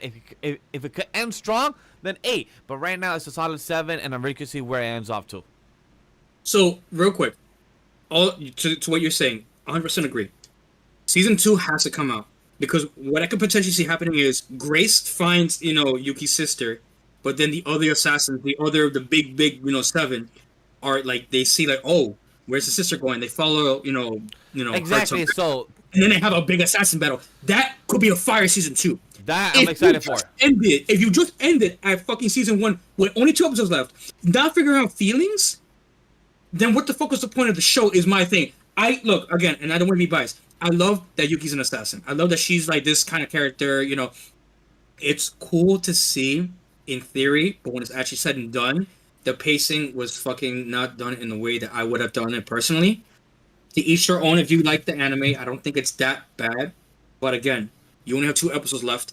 This right now is a hit or miss. I am currently, I will say at least, talking about week 11, going to week 12. I am watching a little bit right now. You Are My Servant, and I am 12 minutes in the anime now. I am not happy at all how this is gonna end because there's a lot missing. A lot of things have been addressed, and it's not. We're going more into character development, and that's not good. That's not what I fucking care for the anime. So let's see. But right now, Vash, I'm gonna be real with you. I don't think it's gonna change. Giving the anime 7 out of 10, mid as fuck. You can't change my mind on that. Copy is mid as fuck, so we can move on to the rank of the week in chat. We're gonna keep it short and simple on my end because I have to go move my car in 20 minutes, so I'm gonna just keep it short and simple, straight up on that part. So look, the two things I'm gonna highlight about my rankings, I'm gonna just spitball right now. Number one, not shocking, I'll become a villainess who goes down in history. I really enjoyed that episode. We had the Duke said it. That is Alicia. She's mine, and I love her. So like he even advocaatly said it. And fuck the bitch Liz. Liz, stop brainwashing my boy Gil. Oh yeah, Liz unconsciously brainwash our main character Alicia servant Gil, and Gil didn't know, but Duke knew, and Duke saved him, and Gil was like unaware of what happened. I'm like, bro, can somebody tell us what the fuck is going on with Liz and her power? Did he clap cheeks? Duke hasn't clapped cheeks with Alicia, but their relationship continue progressing, and they're starting to know that like they actually do have feelings to each other. Alicia is accepting it, and Duke is like, yo, I'm on 10 toes down. I am here for you, Alicia. You are mine. I'm gonna defend you. Oh boy. Alicia cut her hair. Like straight up went from long hair to a buzz cut. She literally pot like almost like man left, like literally almost man left, from having all the way long hair up to her butt to literally chop it off. You know why? Because a girl got bullied, and instead of let her get bullied, because girl literally got. Oh yeah, she was being the hero and was like, I could do that shit too. And it was okay. And she literally she like, yo, I got you, and she like, I didn't do it for you. I just needed a new haircut. The way Duke saw this after like. Why you gotta be so unexpected? Hey Siri, play Pop Smoke flexing, cause my girl flexing on all these fucking trifling asshole heifers. I'm gonna tell you how it is. And it's just crazy how Duke wasn't even mad that she did it. Duke was mad like, I should have been the first one to see it. I should have been like, alright Duke, I get it. Understood. It should have been me. It should have been me. So number 2 is Tower of God. I'm gonna keep it the same because Tower of God was for episode 23. I have not seen 24, but then finding out that Tower of God added 2 more episodes, 25, 26, because for some reason just added 2 episodes that was not originally on AniList or on my document, because I knew that my document said 24, and then I go to AniList and I see 2 more episodes. I'm like, bitch, what just happened? You guys just say, hey, we're gonna add 2 more episodes. I don't know if they announced this or was it always there. So that just fucked me up. Hey God, was that always there? Was it always supposed to be 26 episodes? Were you aware of this? I knew it was a weird number. I knew it was 13? a dual core, and then Oh, so it was maybe 26 all the whole time? Oh shit. Maybe. Man. All right. I don't know. I don't remember. All right. So for number 3 is Dragon Ball Daima. Number 4, I already gave it that. Number 4. So this, remember, chat, when I said that I rewatched season 1 and then watched season 2, I watched technically 22 episodes. It was this. Spirit Chronicles? Yes, Spirit Chronicles. It was, I'm going to say in the Japanese, it was Serie Jinzosuke, and then the English is Spirit Chronicles season 2. Man. Let's go. So what was your number 1? Wait, let's hear this list again. I gotta. So my episode of the week was Dragon Ball Daima. For my list, it was for this week was I'll Become a Villainess Who Goes Down in History. Then number 2, Tower of God. Number 3, Dragon Ball Daima. Number 4 was Spirit Chronicles season 2, and it was solid episode. I'm gonna just say this: I binged season 1 on April 20th this year. Then I binged season 2 on 12/13 with season 1. I literally binged all in one go. This anime is so good. The twist they did in the beginning was amazing. A lot has happened in season 2. The character Rio had a twist in a fate of numerous times. Like in this season 2, I feel like they had 2 twists I didn't expect, and it was a perfect timing of me binging because we're about to see an amazing fight in episode 11 that I think came out today, and I can't wait to see it because my boy Rio's about to give the hands to the guy that murdered his mother. And I can't wait to see that because this is the point that has been pushing since season 1. Like, this is the one thing that even though he got reincarnated, he remembers the person that he took over his body, and he said, hey, this person got murdered and his mom got killed. So now he could go back and murder the person that killed his mother, and that was the person that was driving him. It was pushing him in the story like, hey, I gotta go for this. So I love that for Spirit Chronicles. For number 5, the most notorious talker that runs in the world and greatest clan was number 5 for me. Look, the price of being right. This man Noel is gonna eat this other party alive, and he did. He ate them up. He like, yo, I talk my shit and I got my shit done. Y'all my bitches, and y'all gonna see why I'm gonna be a new clan. And he spoke of a premonition to the other party, and it happened, and it broke them down. They was crying. They was like, "No way!" The guy that said it was gonna happen, and it happened. What the fuck? I love it. Noel, you are the Now, the man. real question is, what is Noel about to do about it? To be honest, We'll have to wait and see for next episode. Yeah, I just gotta see what's gonna waiting lead to up see for like 20 minutes. Honestly, yo, wrap this shit up. Me and you gotta watch. We got Let's go.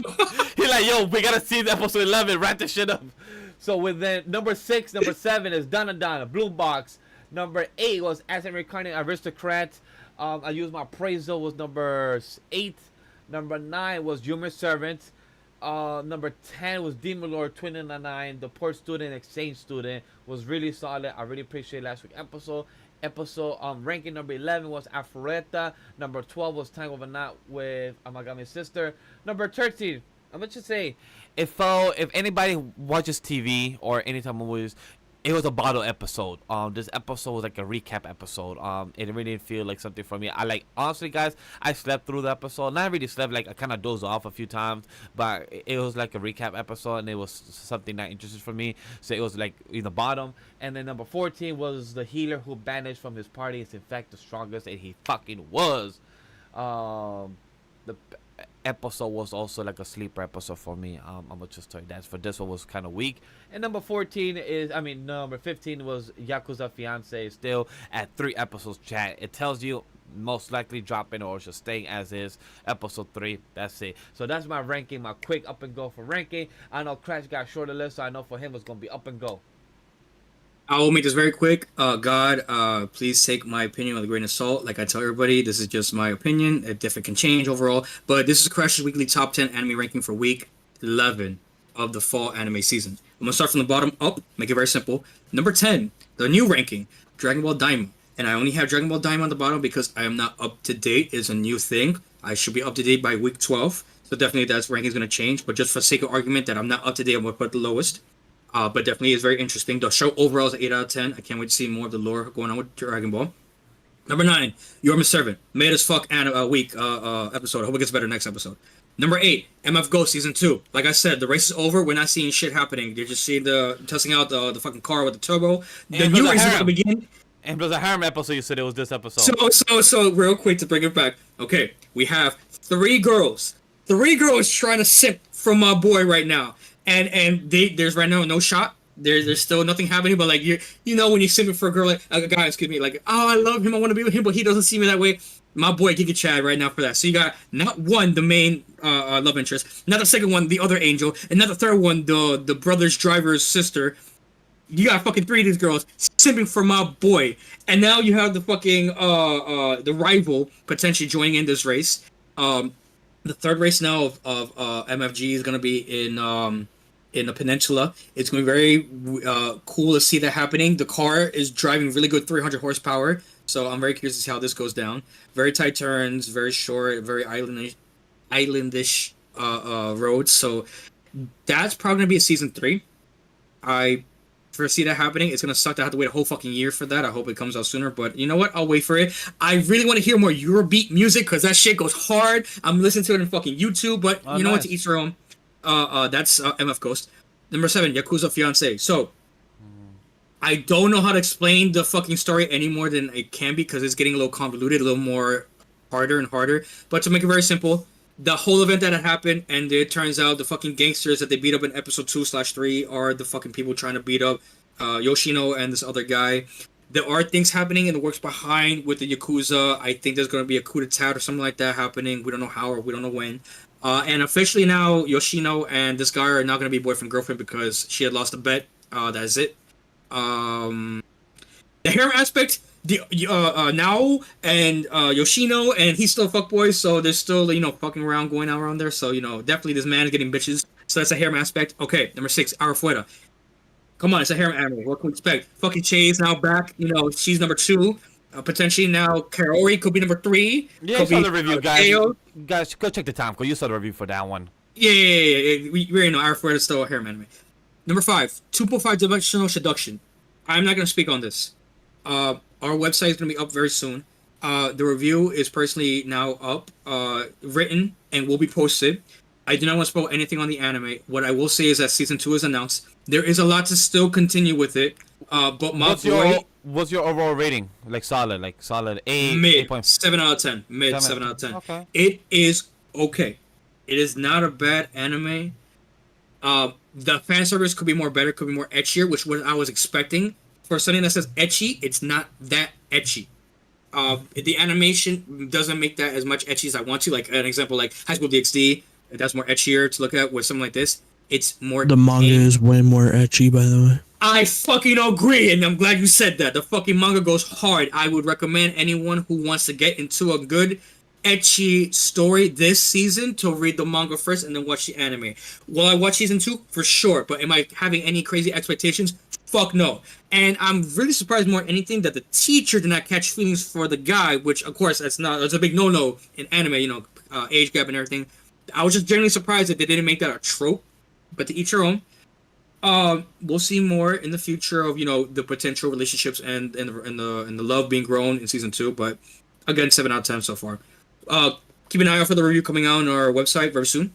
That was number 5 on my list. Number 4, Tying Out Megami Sister. We already know. Number 3, is it wrong to try and pick up girls in the Dungeon Season 5? Off. Y'all not ready for this fucking war games about to go down with Freya and the fucking Hispanic family. Everyone want to fuck up Freya.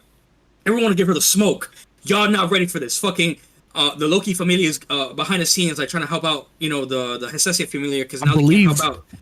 If I'm correct, I believe that the Loki Familia is going to supply one member to join the Hestia Familia. Nothing has been said yet. I know Finn has helped out the not Finn. Supporter girl. No, you know who it is. Come on.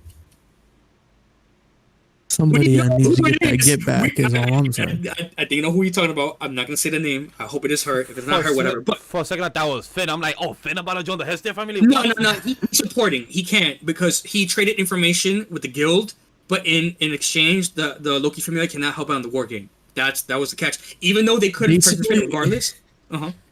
Basically, I don't know. I haven't watched it, but from like what I would assume. I think because of the extent of the crimes committed by her, everyone is at her throat. And the Loki Familia, there is one member who has personal grudge considering what happened, so she may or may not be allowed to join the team. And I think she does. No spoilers here. I'm gonna pretend I didn't hear that, but we know what to each their own. I said I don't know. I ain't read it. I read up to this point. So then we're not thinking the same thing because I'm gonna spoil a little bit. For those who may or may not know, it had came out in today's news that the final arc for Danmachi has now released in the light novel. It is the final chapter right now, and the picture you see in that is with ice and some kind of monster with a third eye. I do not know what that means. I don't know what it represents. But we're getting a little more towards the story that at least if what I'm thinking about character-wise and what you're talking about is not the same person, because if it's who I think it is, that person is still going on in the chapter, so it cannot be that person. At least I'll say that much. But we're gonna see a lot of fighting happening in the next. I do know what that whole picture means. For the record, no spoilers. I want to keep no spoilers on that one. No third eye, no third demon, no nothing. I have been not watching the manga because I've been liking the anime. I will leave it at that. But manga? Why does everyone assume manga? Light novel. It's a light novel. Light novel, manga. I'm sorry, someone's ahead than the other. You're right, light novel. But the war game's about to go down. Hands about to be thrown. The Hestia Familia is ready with everybody else that could support them in Orario with the gods versus the Freya Familia. The Freya Familia are ready to throw hands, and they're the most powerful Familia right now next to Loki Familia. So let's see how fucked they get, because everyone is saying that the Freya Familia is going to fucking win. I have hope with Bell. I can't wait to see how he throws hands. That was number 3. And to make it real quick, number 2, Danadon. Like I said, I wanted Jin to act a little more differently. I was expecting him to betray these two characters, fucking Momo and Ken, on the spot when I saw Ken waste. Wait. Let's talk about that. Why you want him to be a bad guy? I don't. I had a trope in my head thinking that he was gonna be bad, but he wasn't. So Yeah. I maybe he might. So what my theory was I think the demon is controlling him and he's not acting the way he's supposed to be. Which again I could be wrong, but that's what my thought process was. What going to episode 11. So I could be wrong on that for sure. And he is acting the way he is. Cool, whatever. Like that. That's how he is. But if it's the demon or the monster, whatever, controlling him, and he's acting that way because that's how the demon's personality is, and then Ken fights him and he acts somewhat different, I would be genuinely surprised, but I would have called it. But we really won't know until next episode. I don't know if he's bad. Like, I know he's a wacky character. I'm not saying he's bad, but you can't show me the whole little scene with, the monster and just say that means nothing. No. There's a reason why the demon, spread his eyes and made him watch him like that. Like, when you have control of a person like that, you're going to control him entirely. You're not going to, like, not take control of him, you know what I mean? You took your time getting to the family, and now they're hospitalized parents. Now Jen's going to move in with Momo and his grandma, so there's a reason it was shown us like that. Let's see how it goes, how it plays out. I need Ken to confess already. Me too. Oh And yeah. I need Momo to confess already. And that was under the final top one blue box. I'm all for Hina support. Let's hope she does something, confess, kiss something next episode, because I can't wait for the spiciness. And Chunasu is gonna be fucking jealous. I'm calling it now. Get ready, chat. She's gonna be so tight, and I'll be like, damn right, bitch. You should have taken it when you had a chance. But whatever. I feel like that's a good list. Solid, nice, nice ranking, and brought down. I'm gonna say this.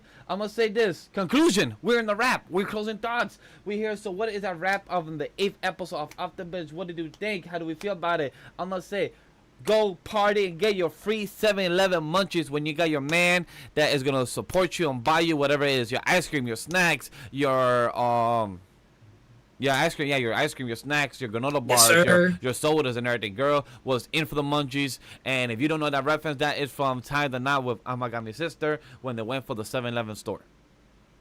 Again, a great podcast as always. I want to thank our viewers, our supporters. What I will say, as the fall season comes to an end, a lot of grading and opinions will be out online or verbal. And my only piece of advice to a lot of my newcomer viewers, my veteran watchers, everyone who is finishing their fall season now that the end of the year is coming. Whatever makes someone think of a certain anime, please be respectful to everyone's opinions. There is no right or wrong answer when it comes to anime. And everyone has actually. And everyone has different tastes that ultimately we all need to respect. That being said, Vash, Isekai anime is trash. Hell no. Rent a Girlfriend is the best. You can't change my mind on that. But it's my opinion. I definitely can't be wrong. That is crazy. So you know what? I'm gonna just end off the show from there. You see what? That's crazy work. For episode 9, where we'll be going for our final thoughts, reviews, and synopsis of the fall season introduction, exploring our personal favorites of the winter season has to offer. Perhaps maybe a few surprises along the way. And thanks for listening to Off Da Binge. That Mr. Girlfriend anime adaptation was asked. And Rent a Girlfriend is the worst anime. Yes, that is true. Wild take. The manga is also garbage. Wild take. Yes, the manga's whack as The hell. whole story is actually the worst. We talk to you guys but you on know the what? next one. Deuces. Bye, chat. Bye, guys. Good luck with your enemies. Good luck Fucking with Rent a your Girlfriend is case the best. if Stop you lying to me, somehow boys.